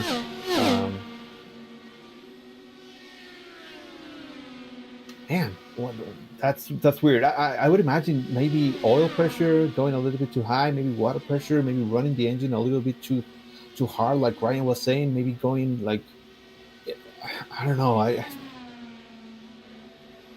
That's the only thing that I can imagine right now. So Malechka makes it by Ty. So that means only the top 5 now remain on the lead lap, because Christian Hilgard is now out of the race. So, and there I put the points on the screen just to flash those back here real quick. But Burrell, is the leader. I was right. I'm used to earlier in the season with Hilgard as the leader, but Hilgard has been gaining over the last couple of weeks. But now this is going to allow actually Ty Quilla, who, if he could just bring it home and get a solid top 10 here, which he's in that position, still there's a long way to go. But Ty Quilla can close the gap to Christian Hilgard and get a lot closer to try to creep inside now of the top 5. He's in that 5th position. But if we look up and down this lineup, Burrell having kind of a mediocre race in 7th. Logan Edwards not in the lineup tonight. Alan Berteau looking to have a good day. Berteau, but it just not delivering for him. He had that pit road speeding penalty. He's in 14th position.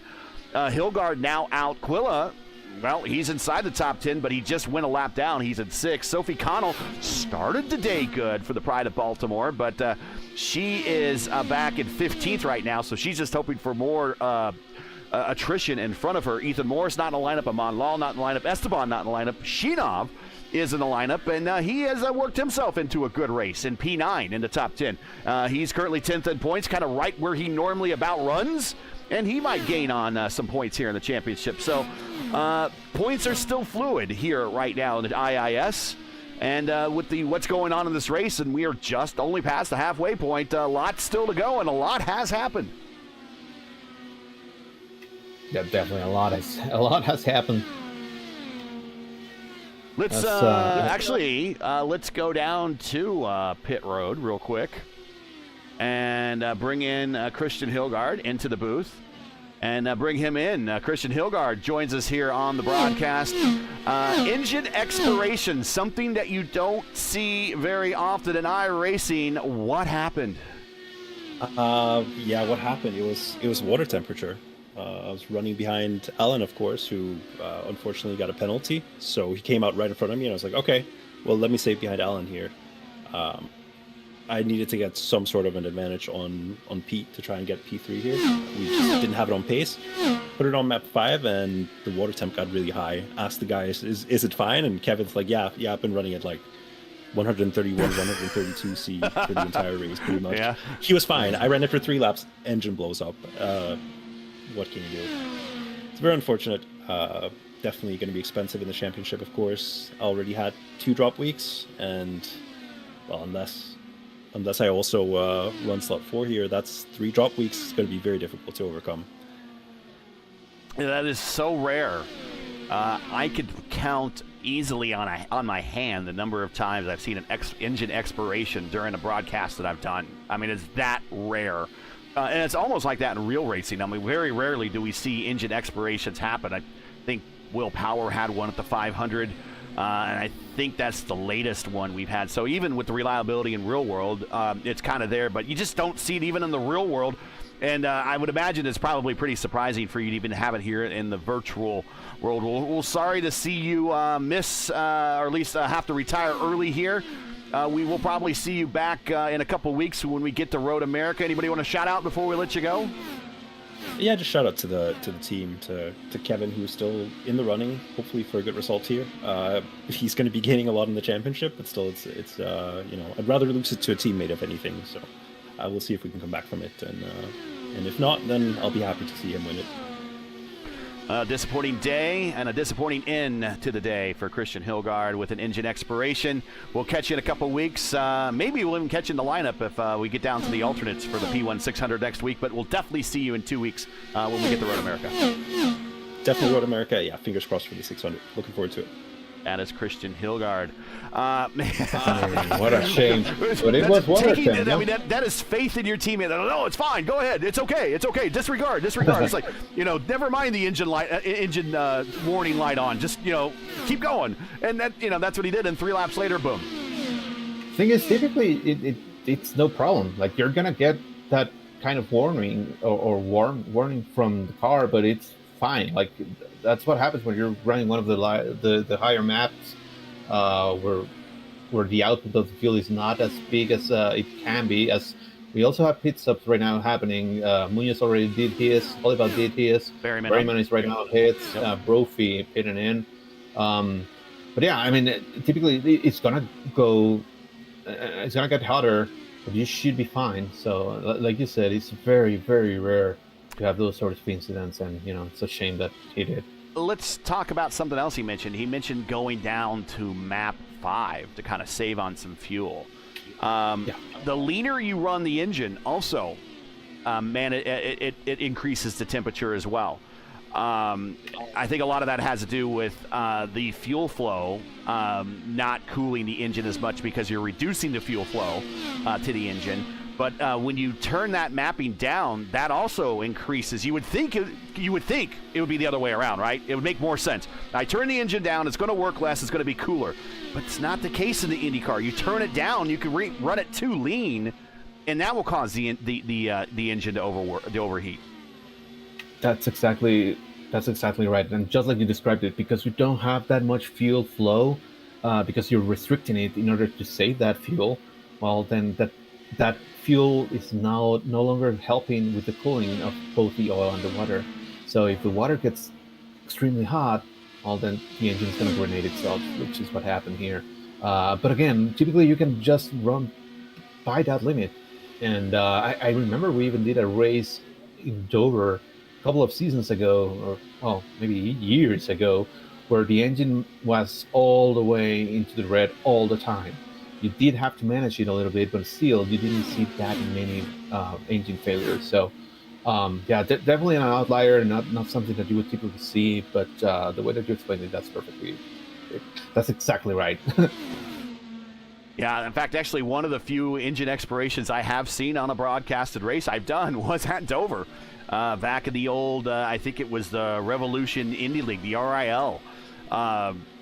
They had a race at Dover, and one of the cars just was riding in line all race long, and the next thing he knows, he was pulling out because his engine expired, and it just so rare. I remember in the old IndyCar Racing Papyrus game, IndyCar Racing 1 and 2, you would have random and completely random engine failures. Yeah, they would just all of a sudden you'd be sitting there, and all of a sudden the engine cuts off and it says engine failure, and that's it. And it would be completely random. And I guess that was more reflective of the times back in the 80s and 90s. Engine failures in Indy cars was about as common as, breathing and seeing a blue sky, But now, with two engine suppliers, they are pretty bulletproof, and very rarely, like I said, you see in real-world IndyCar racing an engine expiration. And that's kind of moved on to iRacing, where I can count literally on my hand. I've done maybe 500-plus broadcasts, maybe more. I have to go back and count. And I can count I can count on one hand, maybe even 3 or 4 fingers of the number of engine expirations I've seen during a race. Yeah, and the number of random expirations that I've seen or that I've experienced myself, probably also in the low single digits. Yeah, since you mentioned IndyCar racing too, there are a lot of things that kind of ported to this game. I'm sure it's no longer being used that much, as Jared Curry, who inherited the lead, by the way, and shout out to him, makes his next pit stop. But yeah, I imagine they just moved down the randomness to something almost improbable, almost impossible, and but still there and potentially happening. Yeah, it did happen this time to Christian Hildegard, which is a shame. Kevin Burrell picks up the lead. And once he comes to pit road, Robert Malechka will pick up the lead as Burrell 2.4, 2.3 seconds up the road. Robert Malechka made 2/10 in that corner on Kevin. So Kevin on much older tires. He is now 47 laps into this stint, and he's low on the racetrack, and he comes to pit road. You got to enter pit road, or you got to enter the access road underneath that red square or that orange square on the backstretch. It just flashes by the camera. I wish I could circle it for you, but that's if you play iRacing and just race this track, you'll see an orange square just as the gore point, I guess, as to get onto the access road. So there is your IIS points leader, champion of the last 2 IIS seasons, looking to three-peat. As we see him get to his stall. IIS has not a long history of champions. It's Henry Bennett, Adam Crane, and Kevin Burrell over 7 seasons. Those are your champions. Henry Bennett won the inaugural season. Adam Crane won the next 3. Then, of course, we had nothing happen in 2023, and Kevin Burrell has won every championship since we've come back from blackouts. Robert Malechka now picks up the lead. As now the top 5 on the lead lap. Last car on the lead lap, Jaden Munoz, our pole sitter, and he is right in front of our leader. It's hard to believe this. I'm sure that Munoz is not happy. I don't know what happened to him, honestly, because he was riding right next to Berryman. So that's interesting. Also, Matt Taylor is just trying to extend this as much as possible. Taylor is still running P3. So realistically, Rob here is putting Jaden Munoz, who's currently running P5, a lap down, but we're going to see Matt Taylor come in very soon, I imagine. 49 laps on this stint for him. So that's going to leave us only with 3. Robert, Jason, and Peter Bergman.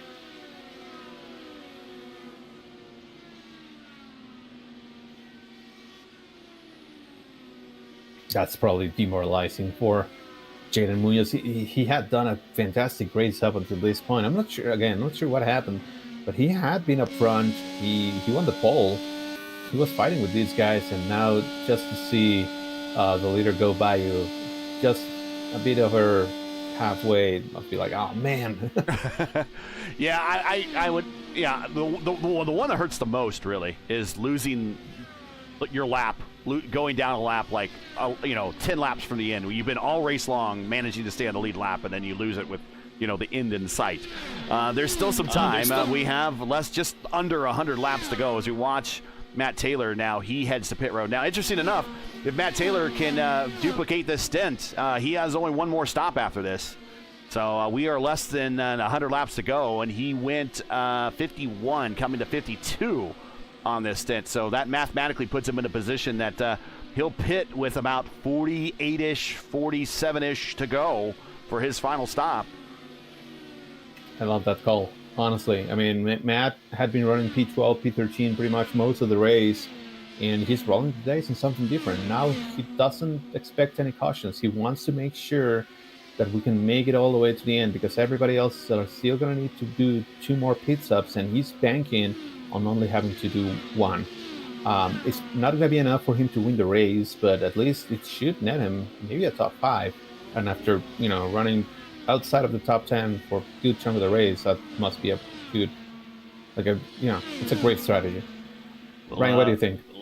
Go ahead, yeah. Yeah, I was going to say I agree with that as well. I think if I'm Robert, I think that's the sort of thing I would be praying for. So, yeah, I think considering he was way back in the field at one point after making a pit stop, he's done a great job to recover and get up into the lead. But yeah, a question as well about that, Tony. You're Robert and you're leading the race at the moment. What's going through your head, like mentally? Is it like basically a load? Are you thinking about loads of stuff like pit strategy and just trying to keep it clean? Have you been in this situation before? And if so, how have you dealt with it? Yeah, I have been in this situation before, and what you try to do is just to make sure that you're hitting your marks, right? Especially if you're maybe benefiting from clean air. You know what the settings of clean air of your car are because you have practiced it beforehand. So you're trying just to be as mechanic as possible and just to have it kind of happen automatically and not really think about it too much, as there's a little bit of a 3-wide action happening in front of this group that I was watching. That's Alan Bertel, Tyler Beauchamp, and RM3 making it 3-wide again. But yeah, it's more about managing the gap to the cars that are in front of you, if there is any, and just making sure that your settings are right and hitting your fuel number. That's also something that you know how to do because you have practiced it beforehand. You know where you're going to need to lift if you need to do any sort of lifting, and the map that you need to be using. So maybe it's map 2, maybe it's map 3, perhaps it's full reach. As that was a Iker Vega again giving a little bit of trouble to Robert Maleshka. I don't think he did it on purpose, but he kind of cut his nose there a little bit. Yeah, I'm not going to deny it. I'm not going to deny it. There's what's in that moment there made me sweat slightly. Yeah, you don't want to see that happening. You see, Alan Bertel has cut this group of Block and Vega. Yep. These 3 are running for position right behind RM3. Bertel tries to make it to the outside. Doesn't get the best of runs though.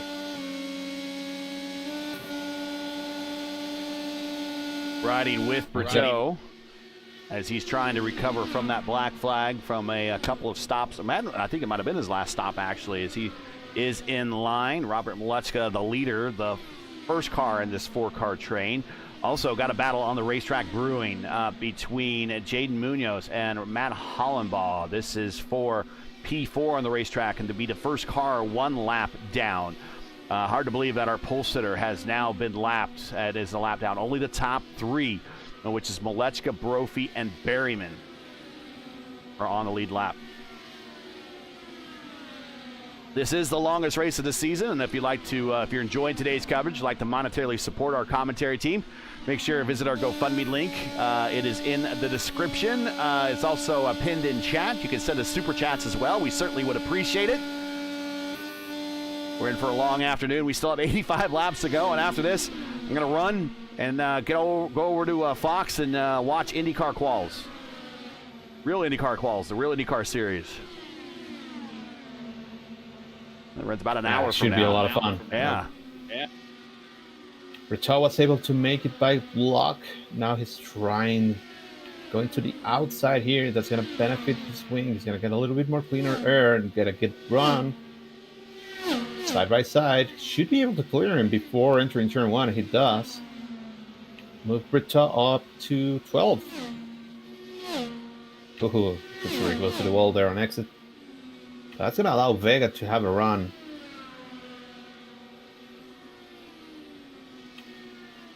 But now gets fed a little bit of dirty air. You can get away with it. Hollaball pulls alongside to the outside with Taylor help pulling him forward. Again, trying up into this battle on Jaden Munoz. And Matt Taylor was nothing with this. He just wants to make his number. Yeah, he's on a kind of a different schedule right now and everything. So he's just trying to maintain his pace and hit his marks. And as you see right there, he's holding his line, being very predictable. He's staying high in the corners. Allows Hollaball to take a peek down low, get the clean air. Now he's going to have a run with the draft down the backstretch. Might take a stab on the inside, does. Sends it to the inside in 3. Rotates it through 4, and now have a good run to rejoin the battle with Munoz for 4th at the entry of 1. It's a great run there.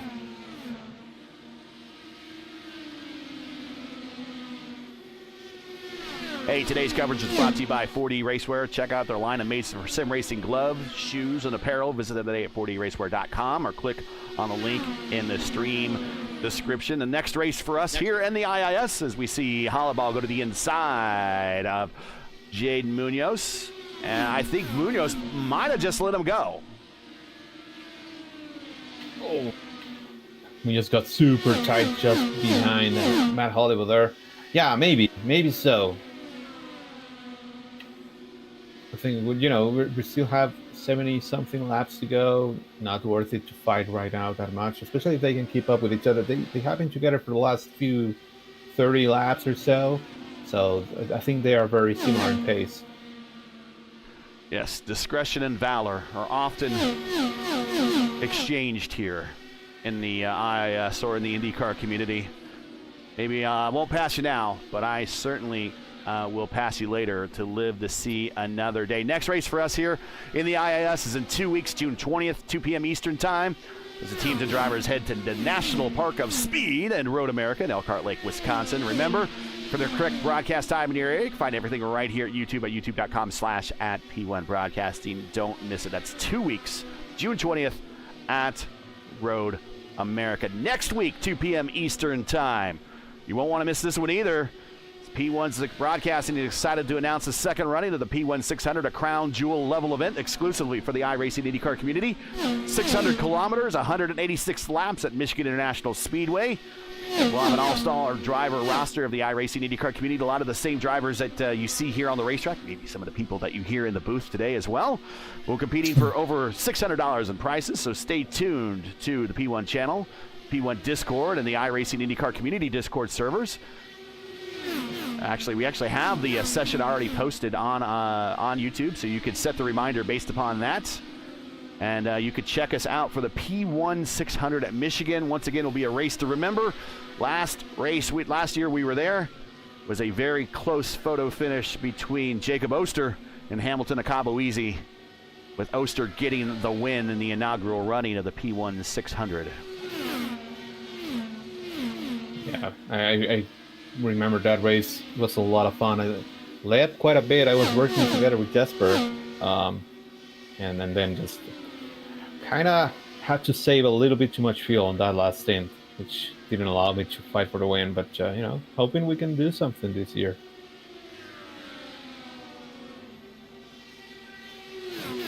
Brophy went by both Munoz and Hollowell right now. I'm not sure. I think Jaden Munoz might have a little bit of damage. He kind of has slowed down a tiny bit. Last time by 25-2 compared to 25 flats of the leaders, 25-1. He might be trying to hit a number. I look at his. He's got 72 to go. He's at 44 now. He probably at best can get another 10 laps. I mean, he's trying to save because he's got another. Here he comes. He coming to pit road. Oh, gets right out there to the grass on the outside. Oh, there we go. That's a very good pit answer. Very aggressive, but that's how you maintain speed. You kind of need to do it. I think he's attempting a little bit of an undercut here. I think he's going to short fill it.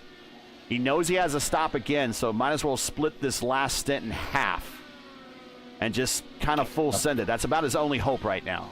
And for caution.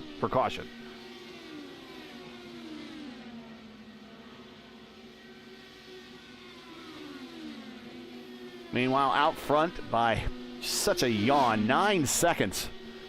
It's Robert Molechka. We call him the king, and I've determined through some research that the only other level of lorddom we can give him that's higher than a king is emperor.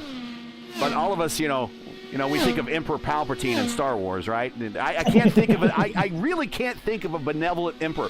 If somebody that's into sci-fi and fantasy could put in the chat an emperor that was benevolent, that's the kind of emperor that we want to compare Robert Molechka to. Otherwise, if we say Emperor Robert, I just picture lightning bolts coming out of his fingers. And I don't think I really want to, but that's kind of how he is. I mean, he's surpassed king level with the way that he has been dominating here lately. I mean, he won Indy weekend. He won fixed. He won open. He won the PRI Hoosier 500 going back to December. He won the Triple Crown in the Oval Series, the only driver to ever do so. We talked about that earlier. He won a 6th championship in the Oval Series. He's now the career leader in most championships in the Oval Fixed Championship lineage of iRacing. There's very few boxes left for this man to check. I think winning the Pro Series might be one of those remaining boxes. He's won literally everything, so I mean, I can't lay the title of God on him because that's an awful lot. But the Emperor is the best I can do at this point. But I want it to be a benevolent Emperor. Okay, I was looking, as you were talking, I was looking online to see if I found somebody who was a benevolent Emperor. I'm not getting a ton of them. Apparently Aragorn from Lord of the Rings, but I don't think he was a king, right? Right. He was not an emperor. Okay. The other one is Cusco from The Emperor's New Groove.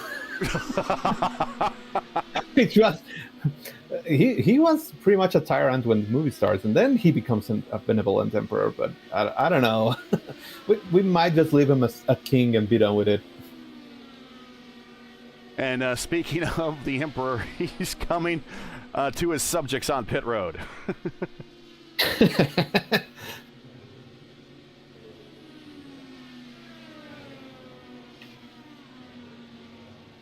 Kevin Burrell was able to make it by Jaden Munoz on track. That's not for position right now, but again, I think there must be something else going on with Jaden Munoz. Last time by, he did a 25.6, where everybody else was in the 25.1, 25.2 bracket. Jared Curry spinning, Jason Brophy pitting also. I think that he has damage, and that would also explain the loss of speed. What is going on with Brophy? He is towing. Did he run out of fuel? All right, let's see. I think he ran out of fuel. What I'm going to do is we're going to get to the in car here and see what happened. Oh yeah, he's coasting. He is dead sticked. So we'll listen. Wait, is that?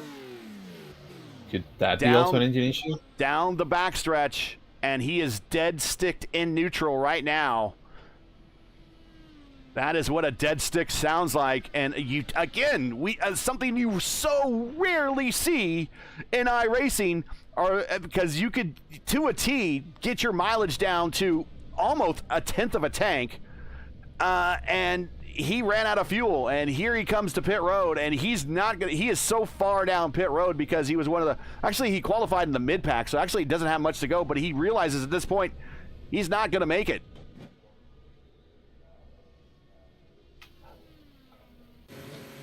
And he tows and now is back rolling again, but he is now down in the order by 3 laps.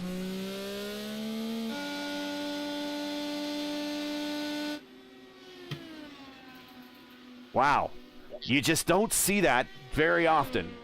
The winner of the Friday top split, running out of fuel, we believe, because he did come to pit road, had to do the tow penalty. Even though in real IndyCar racing, his crew would be down there to push him into the stall, it wouldn't be nearly as long. Actually, it might have been in longer, depending on the distance from the box where he stopped at to the box where his crew would have got him at.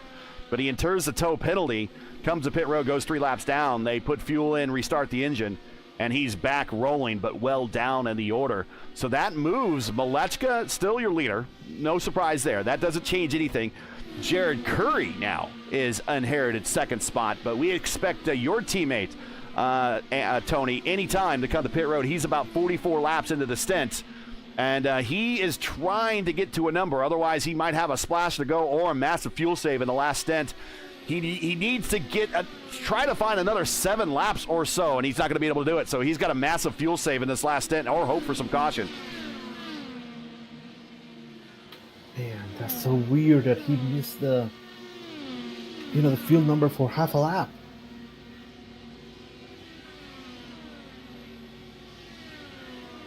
That's such a shame. He was doing a great job, just staying there with Robert. I mean, a little behind, but had such a gut punch that he was unable to make his way to his pit stall. He was very close, though. Well, Kevin Burrell, just by surviving now, is now P2 on the racetrack. He is 44 laps into the stint. He needs to make another stop. At least one more stop. And we expect to see him come to pit road anytime. Peter Berryman, he has just completed a stop, but he has a massive fuel save if he wants to make it without a splash and dash at the end or a caution to help him. He is 3 laps into his stint already. Actually, he's 9 laps into his stint, and we're at 56 to go. And his last stint was 46 laps. So math is hard for me. Trust me, I've been on enough. I've screwed up math enough a number of these broadcasts to know that math is tough for me. But math says that he's not going to make it right now. No, he probably wouldn't be able to make it. He's likely going to need to pit again, but that should be fine. I think the only one that's going to be able to make it all the way to the end from here, that's going to be Matt Taylor. Matt Taylor in 4th. First car, 1 lap down. Robert Malechka now 10 laps into his stint, so he will have to pit somewhere around 10 to go, I guess. I mean, unless he gets some... Unless Robert has been saving, which is entirely possible. I mean, he doesn't have to push. He has a 16-second lead, and he knows Burrell has to come to pit road, and he knows Berryman's going to... I mean, he could back it down if he wants to. He could dial it even further past map 5. I mean, he could run a couple laps in map, in the highest map possible, the caution map, if he wanted to. He'd be turning some dog poor laps, but, I mean, it would be maximum save. Yeah, but then also maximum danger of blowing up your engine, because now that one really restricts the fuel flow. You're gonna really use it for more than maybe 5 laps. That says, and we can't really get a good look here at his inlets on the side. I don't think they're blocked a lot. But yeah, depending on how much he has those blocked, yeah, he could be in the same boat as we saw with caution. Here it is. Well, that's I'm not sure who it was. I'm not sure who it was. That's what Matt Taylor really didn't want to see.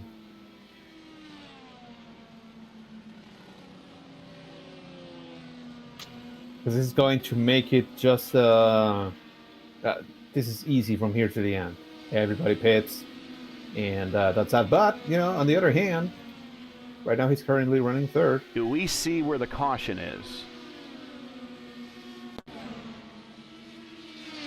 I'm going through. Trying to find it.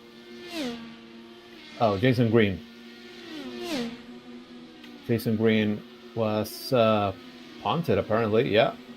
Sophie Connell. Not necessarily punted.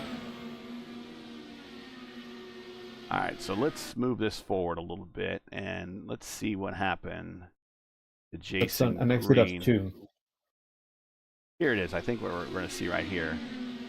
Sophie gets a little dirty air and a little bit of net code and a little bit of a nudge, and that is enough. I don't think Green made any contact with anything. No, he locked up before getting to the inside retaining wall, but that's enough to bring out the caution with the auto steward here on iRacing. So we're under Green, yes. And that's exactly kind of what some of these drivers were looking for. And we see Robert Malechka coming to pit road with 50 to go. This will be his final stop. Peter Berryman is staying out. Matt Taylor coming to pit road. So this is ensuring Matt Taylor will get to the end for sure and keep him on the... no, actually, he's one lap down. He actually could have stayed out. Maybe he could have made it. We don't know. But he's coming to pit road.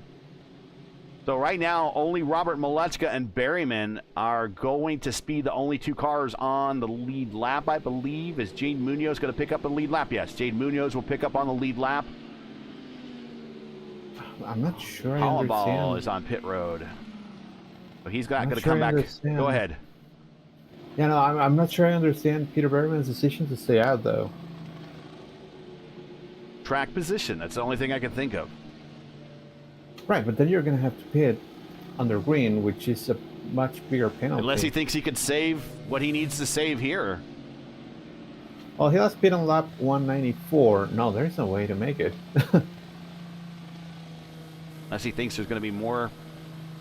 I mean, if there is more caution, yes, but I mean, it has been a fairly clean race. Got to be very careful here at Gateway not to pass under caution. Those cars going to that inside pit road, very easy to do. We see it happen a lot. I think back in the old Oval Series, or the Fix Series, when we were broadcasting, someone did a dirty on the field one time and came to pit road, and then at the last minute decided they wanted to bail, and then a whole bunch of cars got a black flag. Yeah, I remember that. You might have been one of those black flags. Probably. You see all the cars getting the wave around, so Berryman will pick up the lead. Robert Malechka is only going to be 2 cars behind. He will have Burrell separating himself and Berryman. But with this late caution and that late stop, Malechka good to go to the end. We think Berryman still needs to stop. Matt Taylor, yeah. There's Matt Taylor, a little bit further on back. Matt Taylor, he is 1 lap down, but we now think we thought he was good to go at the end there, but he stopped anyways. Maybe just throw on another set of tires. Again, no tire limits here in the IAS, so smoke them if you got them. You don't have to worry about a tire bill. And he came to pit road and threw on a new set of tires. He should have been good on gas, but I'm sure they topped him off to whatever level he needed to be on. And your teammate Tyquilla up 15 spots. He is very quietly moved himself inside the top 5, the P4. Yeah, as Peter Berryman wastes no time, goes hard into the throttle. Green flag is out, trying to build as much of a gap as he can towards, to Robert Malechka. Although RM3 now is going to be in 3 wide coming off the corner. As Ty went to the inside of Matt Taylor, that is a battle for third, the bottom step on the podium. Ty's going to have a good run here. Should be able to clear Matt. Yeah, and he's going to have the 8 of the grabs move Ty all the way up to third now. And we think that i5G car is running with more downforce. And you could clearly see in the corners that he more than holds his own, but gets eaten up a little on the straightaways. As now your technical teammate, Matt Hollenball, is now attacking Matt Taylor. It's brought the battle to him, and it gets right to the attenuator, goes to the outside. Taylor tries to stay to the inside. He's not going to have the momentum down there going into one, and that allows Hollenbaugh on by, even with lap traffic in front of him, flashing him the dirty air. I think Taylor is running also a different map view, like trying to save as much as possible, just to make sure that he can go a little bit harder towards the end of the race. As opposed to some of these guys which are clearly on map 1, the fullest mixture that can go to the engine, trying to make spots at the beginning. It's just different approaches. Checking into chat, Vault9 says the colors on Connell's IR18 reminds me of the Renault F1. Yes, it does. It for sure does. There is Sophie running with our P1 markings on it. But yeah, very, very much Alonso looking from Formula One back in the Renault days.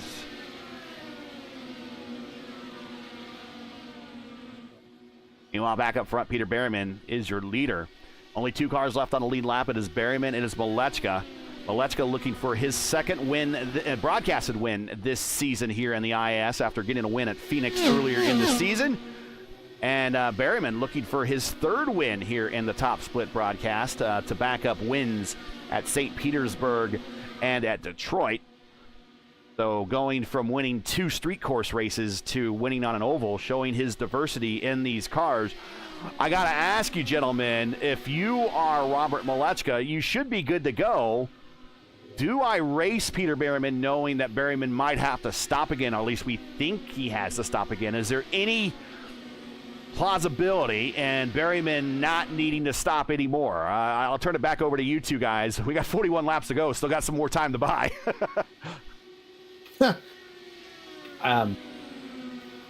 First of all, I'm sure that Peter Berryman has to bid, which is why I really don't understand the decision of staying out, because there is no way that you can save for 70 laps. You just cannot do it.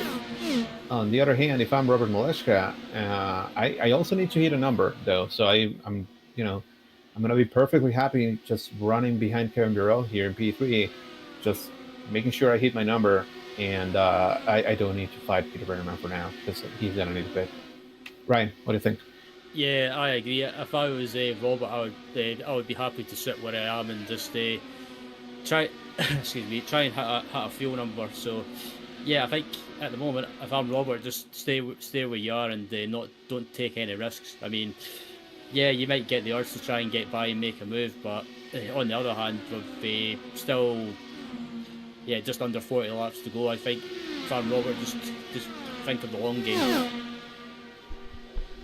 Well, Matt Hollenbaugh has stormed from 5th to 3rd on the racetrack. Ty Quilla goes back to 4th, as we have a new person in the P3 position. And those are 2 technical teammates, so they're going to try to work together to pull away from Matt Taylor. Matt Taylor in 5th. Jade Munoz a distant 6th under, well, he's going to be under attack here soon by Jared Curry. If Curry could get to him, but there's a ton of traffic in that group of cars. Yeah, and I think Jade Munoz is damaged. You can see that there's a huge gap from him to the cars in front.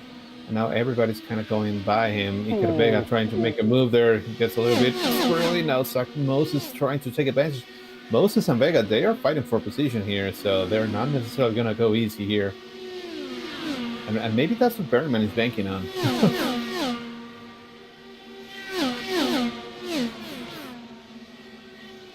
Also, Alan Berteau and Jason Brophy, they got the waiver on. Brophy, with that, was able to make his way up to 9th. Berteau has moved all the way to 11th, now running behind Shinoff. But they're still going to need a pit here. They are kind of in the same boat as Peter Berryman. Brophy last pit on lap 197, and Berteau lap 200. So, yeah, actually, they're a little bit closer than Berryman, who last pit on 194. And remember, Berteau and Brophy, if you're wondering why they're so low in the order, you normally expect to see them higher in the order, as Berteau sped coming to pit road, had a 40-second hold and a 40-second penalty there. And Brophy had to dead stick it into the pits and couldn't make it to his stall and had to tow. And so running out of fuel cost him the tow penalty and a couple laps on pit road before he could get reset and then pointed in the right direction there as well. So, this is a long race, gentlemen, but one little tiny mistake for both those drivers, and it has cost them. The only thing that has benefited them here is just some of this weird attrition for some of these other drivers that bad luck has found them, and that tends to be what you have with these long races, is just bad luck finds and delivers itself at bad times, at the worst time. Murphy's Law. Yeah, for sure. Yeah, I was watching Jared Curry. He has caught up with Jaden Munoz. I don't think he wants necessarily to pass him. You can hear the engine. He's lifting. That means that he's trying to make a number. I don't think anybody's really safe to make it. If you were going like full throttle all around the track, you can only make perhaps 40. They got very, very close there, Curry and Munoz. Maybe 45 laps, 48. And that caution kind of came just outside the window. They need to save. They need to make that work. And you can hear it on the engine. Let's ride with Jared Curry as we watch him right now on the racetrack. Show you the driver inputs.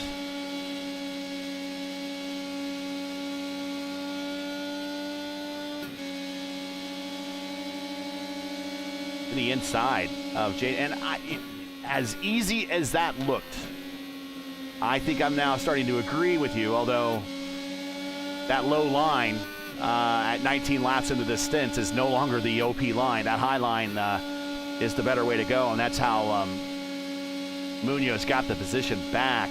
But watch Curry. Well, he's lifting a little bit there. Yeah, he doesn't want to do it. You can clearly see. Yeah, you can clearly see that he did not want to pass him. Yeah. And also, if he does pass Munoz, what's going to happen? I mean, at some point he's going to try and do it, like right now, because he's going to lose touch with guys in front. But this is going to mess up his fuel-saving number. Unless he thinks he can get to Moses pretty quickly, and that's the next car in line. Next car just ahead of him. As we'll get around the corner here. See this little speck right here. That is Moses down there, and he is 2 seconds up the road, so he's just out of the draft envelope. But if he can shave off another half 10, and that's a little bit easier to do in an open setup race, where your setup might be better than the car in front of you. If he can reel him in, and he's actually losing ground right now. Caution! Oh, caution! I think that's kind of what Peter Berryman was looking for. And again, don't know where the caution came from. Edmund Kump. Oh, that's Edmund. Oh, yeah, Kump. Oh, yeah, he had a rear wing failure. Let's see again what happened. Oh, Sophie Connell. Oh, Sophie almost goes airborne. She is undoubtedly damaged. The rear wing of Kump's car is done. And this is to show you, even though he's really trying to slow down, and he's much, much slower. Just show you, watch the back end of this car come around. A good example of what happens when an Indy car loses its rear wing and what happens aerodynamically and handling wise is there was a Milwaukee race in the 80s. I want to say 85, 86, 87. Mario Andretti blew a rear tire and it took out his rear wing before getting to turn one. And as he turned into turn one, he not only backed it hard into the outside wall, as in the car kept rolling, and he backed it hard into the inside wall. That ended up injuring him for a couple races that season. And I think he had relief drivers for him, at least for the Michigan 500 and a couple other races. But that's what happens when you lose your rear wing in an Indy car. That front wing, all that oversteer, yeah, he's getting back out on the racetrack, though, and we are under caution. So I don't know how this changes things for a lot of these drivers. Berryman does come to pit road, and so does Malechka. So everybody on equal playing field. Quilla, Hollenbaugh, Taylor Curry, Yeah, Munoz, they're they gonna all take stay the out. waiver They're going to get rounds. the waiver round. They must think that they can now try to make it with the laps remaining and the fuel remaining. That's an awful big ask. They're 24 laps into a stint. But they should be able to make it because now you're going to have the ability to save a ton of fuel during these 3-4 caution laps, and those get subtracted from your total, right? It's like they never happen. So you're going to be much, much better on the fuel consumption, and they should be able to make it. However, they're going to have very used tires, very worn tires, which is the reason why RM3 decided to come here, get those new tires, and just be in the level field with Peter Berryman. Now he's going to be able to go full push for the entirety of the remainder of the race, and we're going to have a ton of folks taking that waiver on and making it back on the late lap. That's Ty Quilla, Matt Hollowell, Matt Taylor, Jared Curry, and Jaden Munoz. Looks like Burrell did pit. And Alan Bertella, there's a black flag for Christopher Block. That's Christopher where we got Block. the camera on him. I don't know if he sped coming off a pit road, entered a closed pit, passed the pace car, or passed under caution. I don't know yet. I would imagine this is going to be at least a drive-through, at most a 40-second hold when we go green. Yeah, I think it was the trickiness of just staying behind somebody when they're going to the pits. Here's the remaining that's a little schedule bit for the of season, by race. the way. Next, Road America, then Mid-Ohio, Nashville Superspeedway, Portland.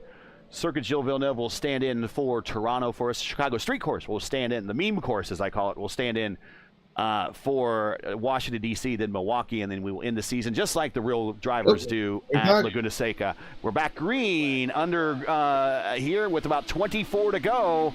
It is Berryman and Malechka taking off very early here, not wasting any time for the win.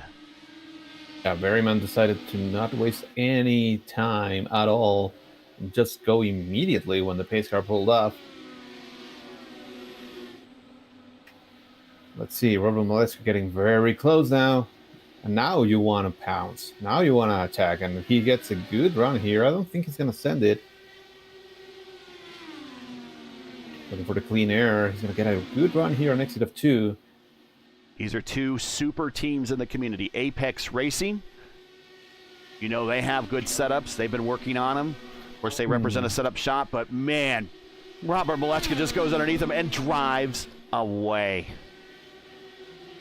Well, we'll see if Berryman has anything to fight back with. Robert Malechka cuts across the track. That's very smart. Takes a little bit of air off of Peter Berryman. But, immediately 0.5 of a second between them. Whoa, Ty Quilla watching underneath Kevin Burrell. Got a little tight there. This is not a battle for position, but a ton of experience in this group of drivers right here. Burrell, Ty Quilla, the PRI 500, Hoosier 500 Rookie of the Year. Kevin Burrell, 2-time champion here in the IS, looking to three-peat. Matt Hollenbaugh, former Elite Racing League champion in their very first season. A lot of experience here in this group of drivers. This is for third place, but not involved in the battle is Burrell. Unfortunately, he is caught a lap down. He is in the 9th spot. Brophy, dead stick and all, has managed to get a couple laps back. He is now 1 lap down. I have seen this man come back from 2 laps down and win a race before. I don't think he's going to do it today, not with the time we have left. But back in the Elite Racing League at their Pocono 500 back in 2024, their A schedule, which he is their A schedule champion for that season, he came from 2 laps down to win their Pocono 500, much in the same vein that Jacques Villeneuve won the Indy 500 in 1995. Matt Hollowell makes it by Ty Quilla. I think they're working together. Oh, slides across the nose. Hollenbaugh goes high. Here comes Quilla, cuts low. Goes back in the 1 and 2. Got to be careful here, boys. Technical teammates. Don't want to ruffle feathers. Don't wreck your team. And well, someone behind him that would like to say, wreck your teammate is Matt Taylor in 5th. I mean, probably not, because then they wreck in front of you. Well, yeah, that's true too. And then Munoz and Curry are in a tight battle a little bit further on back. This is to get into, or at least improve their position in the top 10. This is a battle for 6th.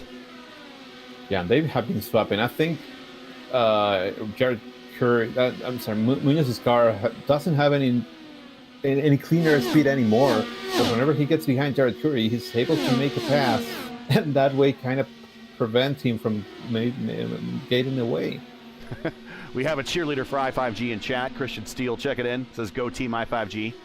He's a homer, but that's okay. I mean, I would expect you to root for your team. It's good to have Christian Steele over here. Battle for the lead. Berryman to the inside. Malechka down the front straight. Rope up and open a little bit? Maybe. We don't know. But into turn 1, Berryman clears him, and he's your new leader now with 14 to go. Folks, we have a battle.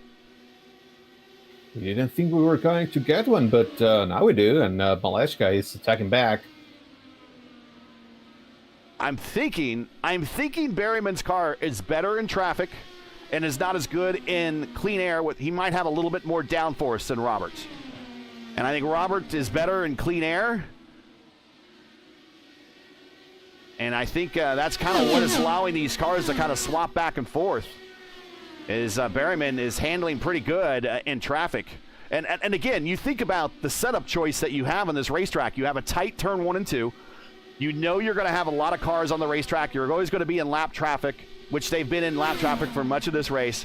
You would think that you would want to dial in more downforce and help yourself. But you could clearly see, though, on these straightaways, that's where it really hurts you. Yeah, 100%. And I think it's also similar to what we were looking with Curry and Munoz. Kind of the same situation, different setups allowing for different kind of strengths. Now Berryman is kind of wasting his time. He knows that he has a choice and that he actually has a chance of winning this race. Ty Quill and Matt Hollenball continue to battle for position. This is for the bottom step of the podium, a little bit further on back. Matt Taylor continues to fade in this battle a little bit. A lot of lap traffic involved here. But again, now we're going. Now when you're racing your technical teammate here, when does the gloves come off between these two? When they might be working with each other a little bit. I don't know at this point with 10 laps to go. But when do the gloves really come off? That's a great question that I've never really truly known the answer for us. There's a battle for the lead here. With lap traffic involved. And Berryman holds on. Oh. Inside, aggressive move for Malechka in the 1. 9 to go. Yeah, Berryman's going to be able to hold the position here.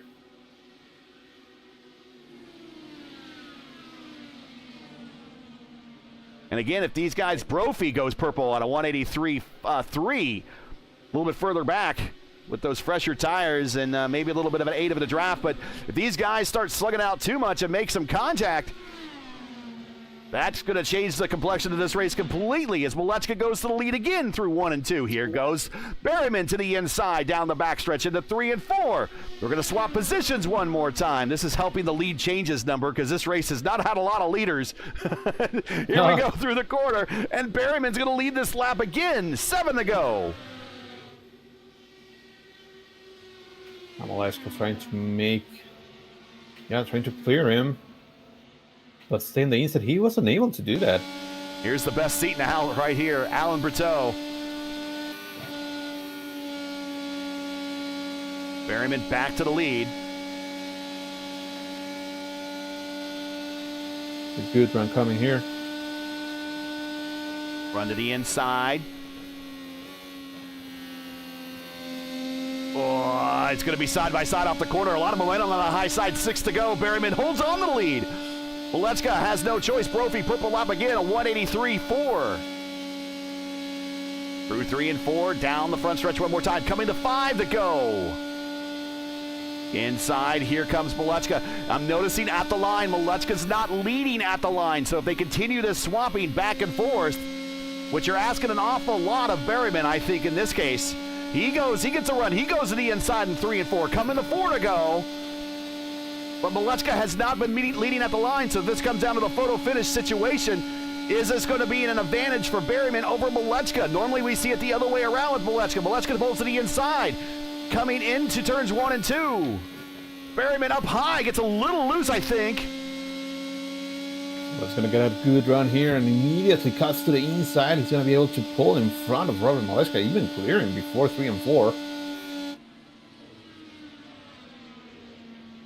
Coming to 3 to go for Berryman. This has turned into a bit of a sprint race here at the end. A great classic duel between two drivers with a ton of experience in these cars and in the community. Side by side, Robert Malechka and Berryman off of 2. Malechka led going into 1 and 2 that time. But Berryman leads coming down the backstretch into 3 and 4. Coming to 2 to go here at Gateway. 2.5 miles to go. Oh, Berryman was able to build a little bit of a gap there. There was a tiny bit of a bubble for Robert Malechka. He's not going to be able to go side by side here in 1 and 2. As Malechka back off to cool those tires a little bit. But Berryman using the high side momentum.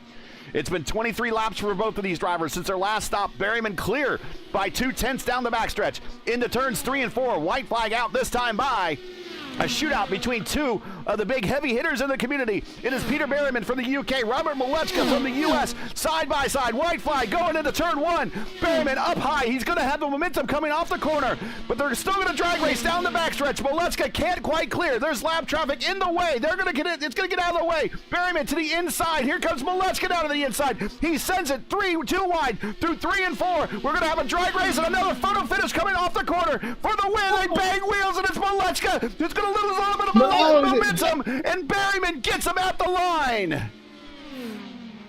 19 thousandths of a second. Wow.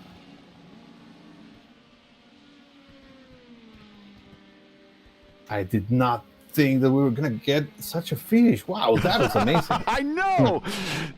Sometimes you stick around as fireworks going off on the backstretch.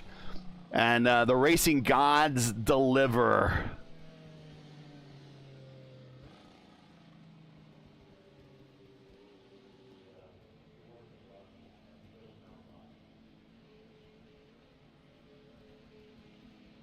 Let's get into final results here.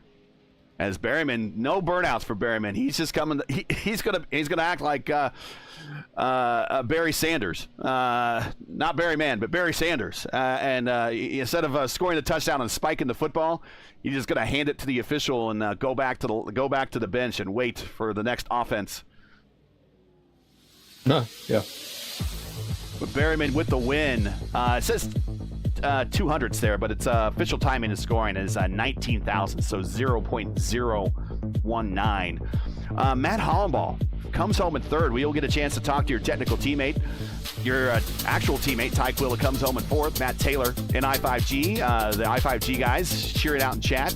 Matt Taylor with the top 5 comes in fifth. Jared Curry, Jade Munoz, Kevin Burrell, Zach Moses with a good finish for him. In fact, he might be one of our driver of the race candidates, but I think it's going to boil down to it's probably going to be Ty Quilla because he improved 15 spots out of this thing.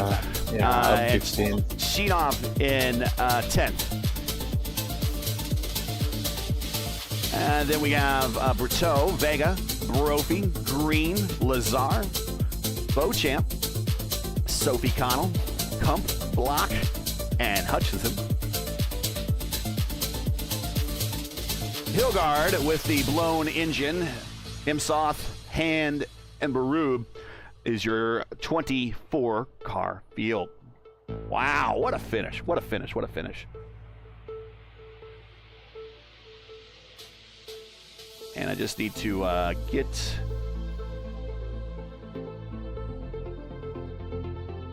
replays queued up, and then we will get into the interview room. Maybe we'll ask Berryman if he made any changes on that last pit stop to kind of make things a little bit better for him. Sometimes you do that on the last pit stop. You just take all that downforce you've been saving and say, okay, I don't need it anymore. It's full send a thing. Yeah, I imagine he did. And, realistically, he was the only one that was able to stay in the lead lap. It was only between Robert and himself, but he was like 13, 14 seconds behind. So well, and to keep yourself. I mean, that's half the battle right there. I mean, you got to keep yourself in the battle in order to battle for the win at the end. and that's exactly what he did. So, I mean, bravo to him for doing the bare minimum to keep yourself in the battle there, and then to fight it out at the end.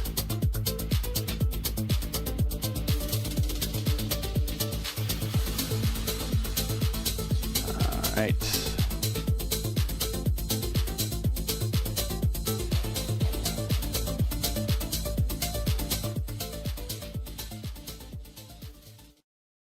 And let's see, we should have folks available in the interview room.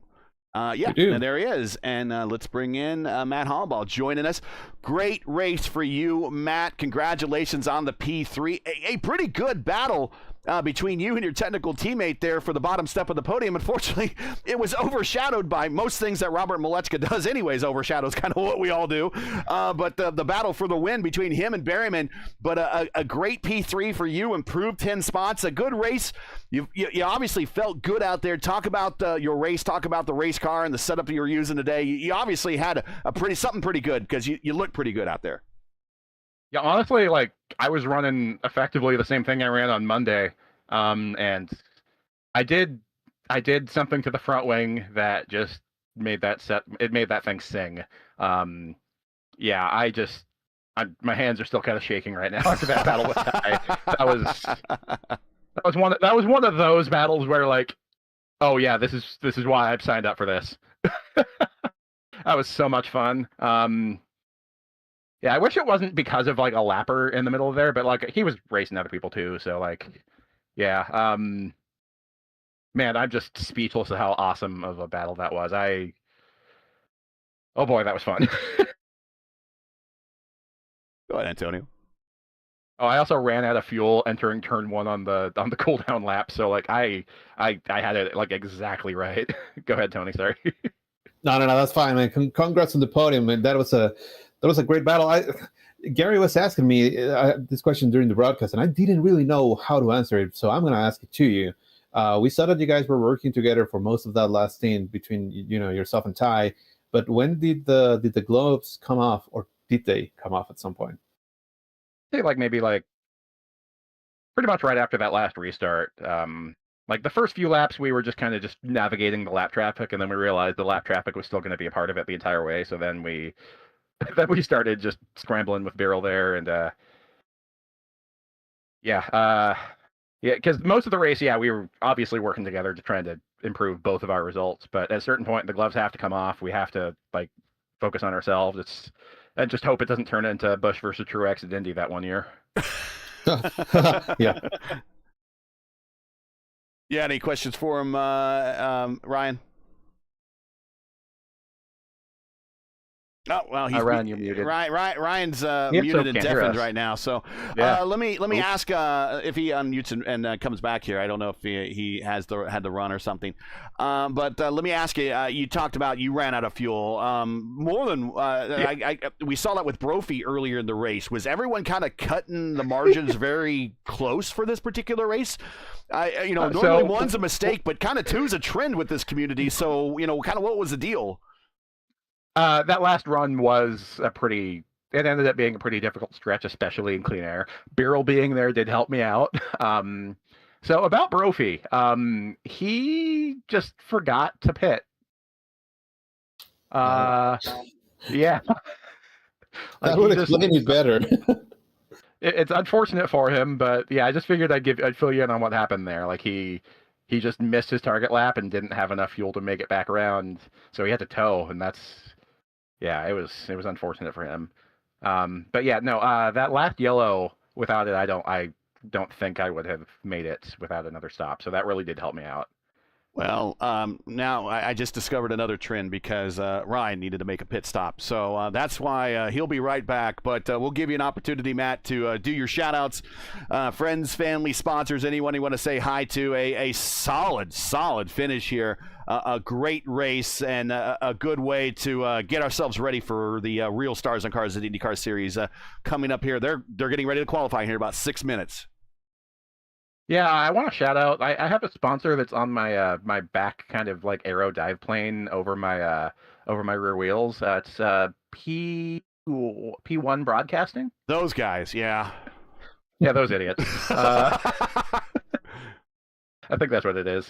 But yeah, also I think this is my first time being invited up here since I got that. I ended up putting a Kyle Busch tribute sticker on like the side of that same arrow piece. So glad to put that out there. It's just awful that we lost him like that, and still doesn't feel real. Um, but yeah, on a happier note, what a race! Like that was so much fun. Shout out to Ty, shout out to Jesper, shout out to Jesper Dahlgren. I keep forgetting that he changed his last name, and I feel awful about it. Shout out to everyone that helped me build this setup. Jarrett Jarrett, just everyone that was involved in that. Like I would not have gotten this without them. So thanks to them. Well, congratulations on the podium. Are we going to see you for the 600 next week? Absolutely. All right, so we will see you then next, hopefully. But Matt Harbaugh finishing third today in the longest race of the season. Congrats. Thank you very much. All right, let's move that, and then we'll bring in Robert. And we do bring in Robert Malechka joining us here. Finished second. Normally we see you on the other side of these photo finishes, but not today in a race that you truly, really did dominate. Probably wasn't expecting to go with a bit of a duel there at the end with Peter Behrman, but that's eventually what this turned into. And lost it, unfortunately, by 19 thousandths of a second on a day that you really did dominate. Talk about your race specifically. We're kind of watching earlier in the race when you came to pit road after lap 6. What was your thought on that, and the rest of your race, how it unfolded after that early pit stop at lap 6? Yeah, I mean, not to be cocky, but we were blowing out the field, right? And I was just bored that first pit stop and bored the last pit stop, so I wanted to race Pete. Went for a major trim to see what it could do, but then I forgot about the fuel, right? So while he was, and I think the rest of the field was half tank, I was full tank. So that's a lot of lap time there. But yeah, I just wanted the race. So it was just for fun, to be honest. And honestly, it was a blast with Pete because I didn't get my trim, my COP exactly right how I wanted to. So I was crashing every lap in 3 and 4. So Pete kind of had a front row show to me, kind of wheeling that thing. But yeah, and then I started to really lose the rear those last 5 laps, but just kept full starting. Just didn't really care what happened to me. So we had a really good duel there. Especially those last like 2-3 laps. Bit unfortunate that there was a lap car coming to the line that gave him that overspeed, or else it would have been really tight at the line. So, but I'm not. There's not 1 ounce of me disappointed because I could have probably won that race by 15-20 seconds there by just staying out because I was good on fuel. But yeah, just wanted to have fun, and I had fun. So that's all I can say. But Tony, that paints a different picture, and it kind of explains what happened. We were wondering if Peter had done any change on his last pit stop to be able to keep up with you, because like you said, you were kind of blowing everybody out of the water. You even went into the pits right at the beginning of the race, like I think it was lap 6 when we had that first caution, and you were able to make your way by pretty much the entirety of the field, and then also get a little bit of better fuel mileage.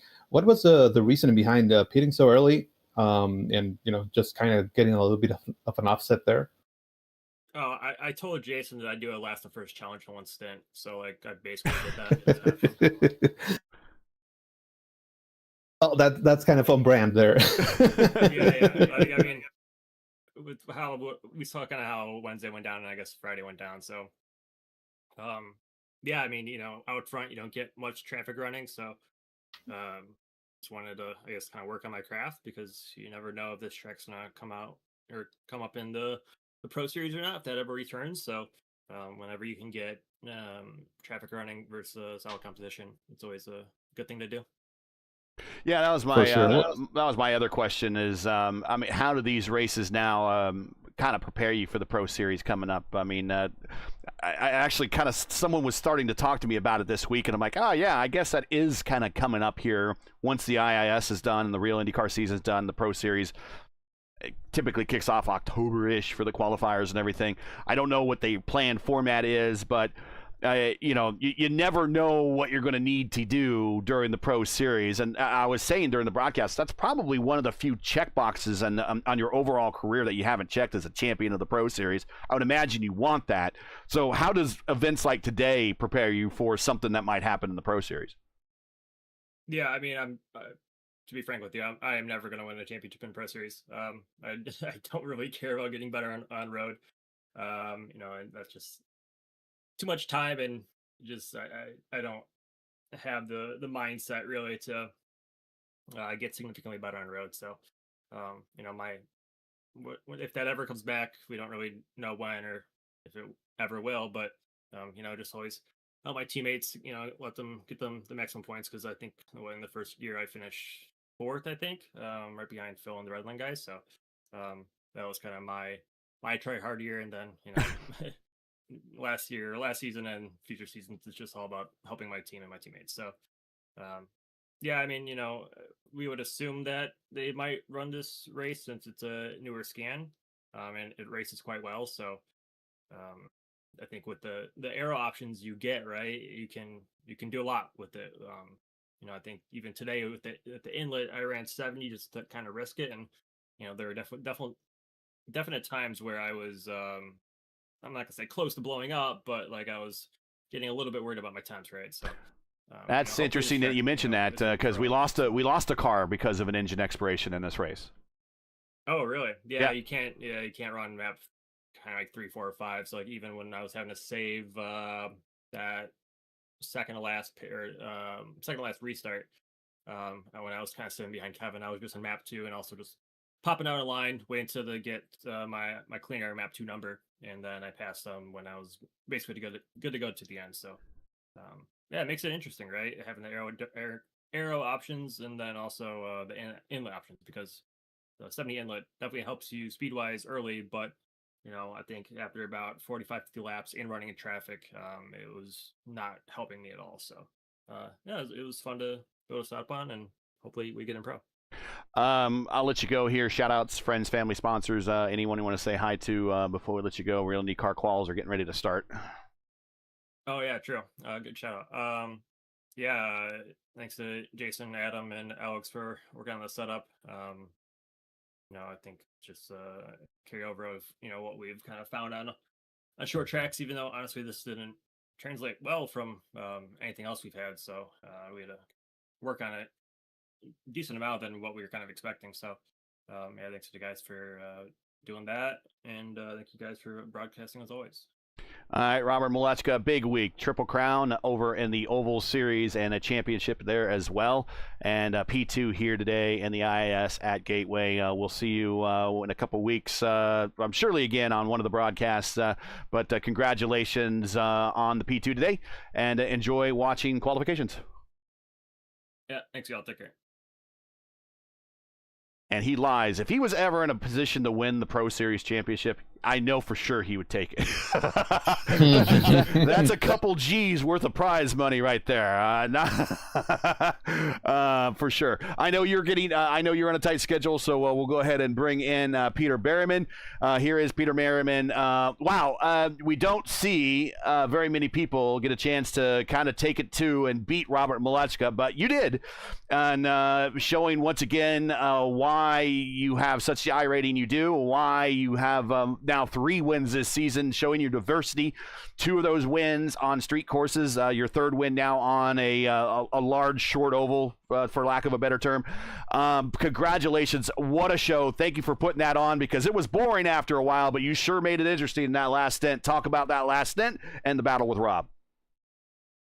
So yeah, I'm super pleased. Basically, the previous time slot, I was pretty lost with the car. I wasn't really competitive at all. So I made quite a few changes on the setup overnight, leading into this race, and straight away I was much more competitive. I think realistically, probably 3rd or 4th place was where I should have been there, but so many things went my way this race. Jaden hit the wall, broke his car, so I gained that spot for free. Jason Brophy forgot to pit, so I gained that spot for free. And then at the end, I completely zoned out during the last caution, and I completely missed that I should have pitted because we could make it to the end from there.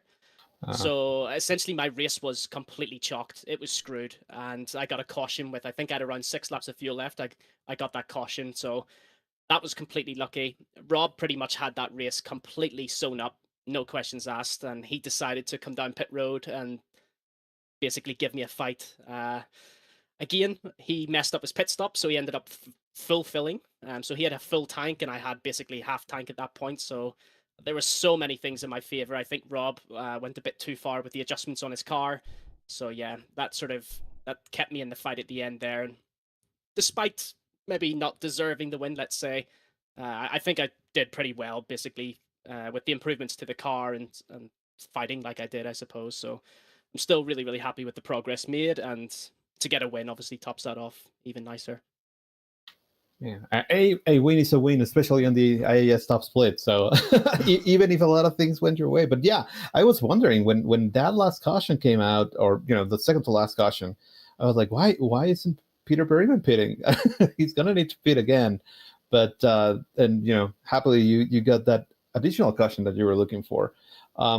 Hey, how difficult was it to navigate for 260 laps through Gateway? At some point, the walls, especially coming out of turn 2, gets a little closer and closer, especially after the fatigue starts kicking in. How did you manage that to make sure that didn't happen to you?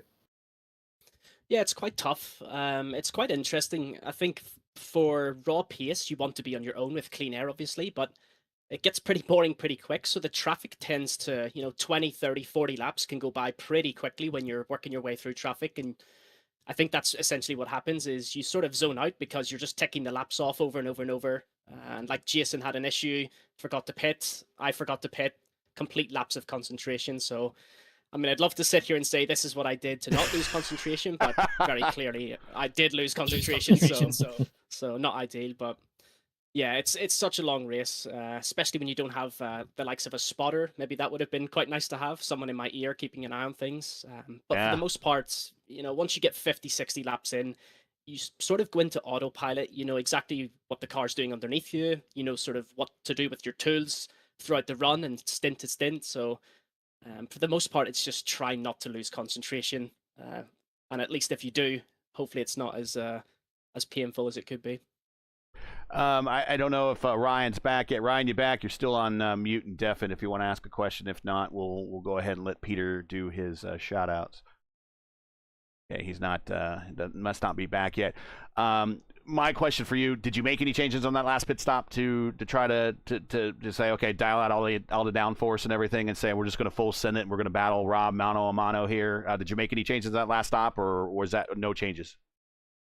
For me, no changes. I was considering it, and then I thought Rob's probably, obviously with hindsight, I didn't know he'd fulfilled the car, but I figured Rob had so much more pace. He was a lot better in traffic throughout the race. The power slide guys are obviously they're the benchmark when it comes to the oval stuff. So I expected him to, even though he dropped back to fight me, I expected him to drive past and probably drive away from me. So for the most part, mentally, I was just locking in or trying to lock in the second place. And things just happened to fall into my lap. Shout outs, friends, family, sponsors, anyone you want to say hi to before we let you go. Real IndyCar quals are underway right now. Looks like Schumacher's just qualified. Rasmussen's on the racetrack, so you haven't missed anything yet. Shout them out. We'll let you get going, and so you can check out the Real IndyCar guys qualify. But the third win this season, congratulations. Yeah, again, just thanks to you guys for the broadcast. Obviously, bringing guys together for me on the oval to try and learn. I guess a big thanks to Rob as well. He was far too kind there, and he should easily have won that race. So, yeah, that's pretty much it from me. Peter, congratulations, my friend. Good to see you again and getting the win. We'll see you. I'm sure we'll see you in 2 weeks when we get to Road America. But until then, take care. Thanks, guys. Have a good one. All right, final shout-outs before we get going. JP, Justin Petshower is in the booth with us, the IIS ambassador. Real quick, Real IndyCar quals are running now, and then Tony's got to get going. Now I got to get going. How was your race? What'd you do, and what was your result? Well, out of a 24-car field, didn't qualify. It placed us 19th. First podium of the year, boys. P3. All right. Good job. It Good was job. stretched the fuel run early on as long as I could. Got lucky with a caution that came out, and from then on, I'm just gonna say this. I'm gonna cut to the chase on a couple things. Ethan, Nate, if you guys are watching this from Split 2, that was a hell of a battle between all three of us there before the halfway point. Some of the best damn racing I've ever been a part of on iRacing, on an oval, even in an IndyCar, in God who knows how long. Also, yesterday morning, I lost a friend of mine that I had known for 20 years.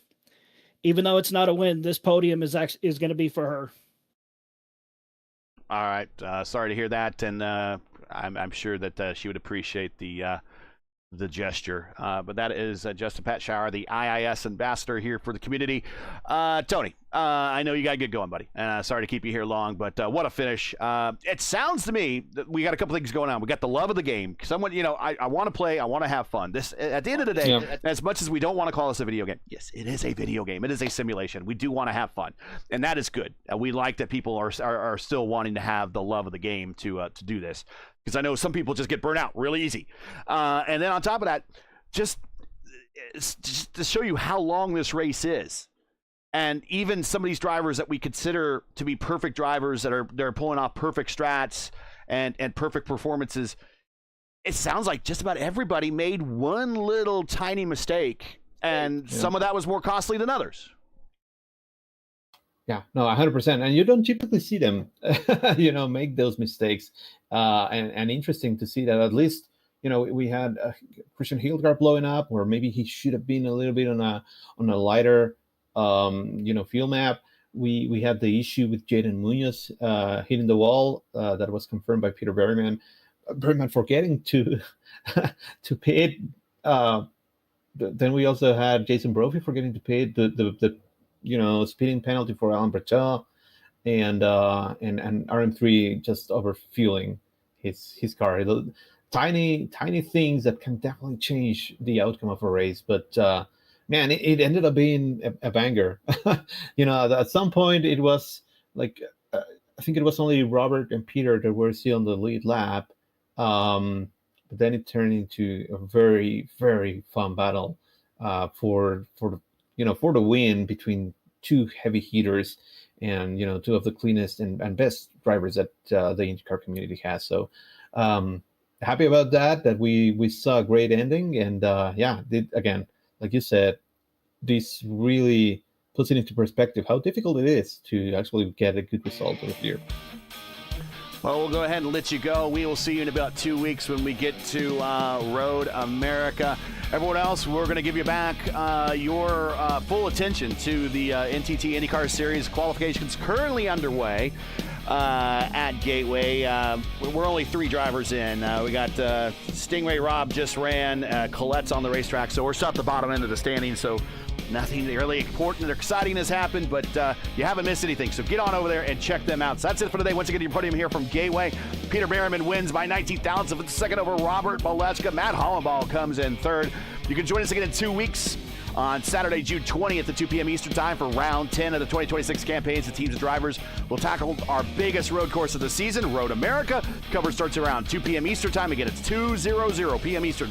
As always, for the correct time in your area, you can find everything right here at YouTube at youtube.com/@P1 Broadcasting. Hey, we love bringing these races to you, but not easy to require time and money to produce. If you share our passion for the sport of IndyCar and enjoyed our coverage of the IndyCar iRacing Series Top Split broadcast, please take time to visit our GoFundMe page. The link is in the description. It's also pinned in chat, and donate to our 2026 broadcast fund, where you realize times are tough, so any contribution would be greatly appreciated. We thank you for watching and make us part of your YouTube viewing during NTT IndyCar race weeks, whenever that might occur. We also take super chats as well. You can send those in YouTube. Right there at the bottom of your screen. Now, if you're, let's see, what else I want to say? Oh, yeah. As you know, the YouTube algorithm game is not an easy one. Neither is reading these outros. So please help support P1 with the weekly grind. Leave a comment below. Let us know your thought on today's race. If you enjoyed today's coverage, support us by smashing like in the video. If you're new, you want to click subscribe, and while you're at it, the bell for weekly reminders so to miss out on more P1's other iRacing programming, including, I think tomorrow you'll be in this one, Antonio. Tomorrow afternoon is Championship Sunday. Not tomorrow night, but tomorrow afternoon. Championship Sunday, the Votive Indy Oval Series, as the series will crown its Season 4 champion at Indianapolis. It's a tight championship race between Anna Klimek looking to win her first league championship, while Kyle Glenworth looks to three-peat. Either way, history's going to be made this Sunday. The race kicks off at a special start time of 4 p.m. Eastern Time. So if you like open-wheel oval racing, maybe you do if you're watching today, then tune in to P1 Sunday afternoon for this critical season-ending race for the Votive Indy Oval Series. P1's IndyCar iRacing Series Saturday top split coverage is presented to you by 40 Racewear. Again, want to thank these guys all day and all year long. They've been great to be supporters of us. Check out their line of made-for-sim racing gloves, shoes, and apparel.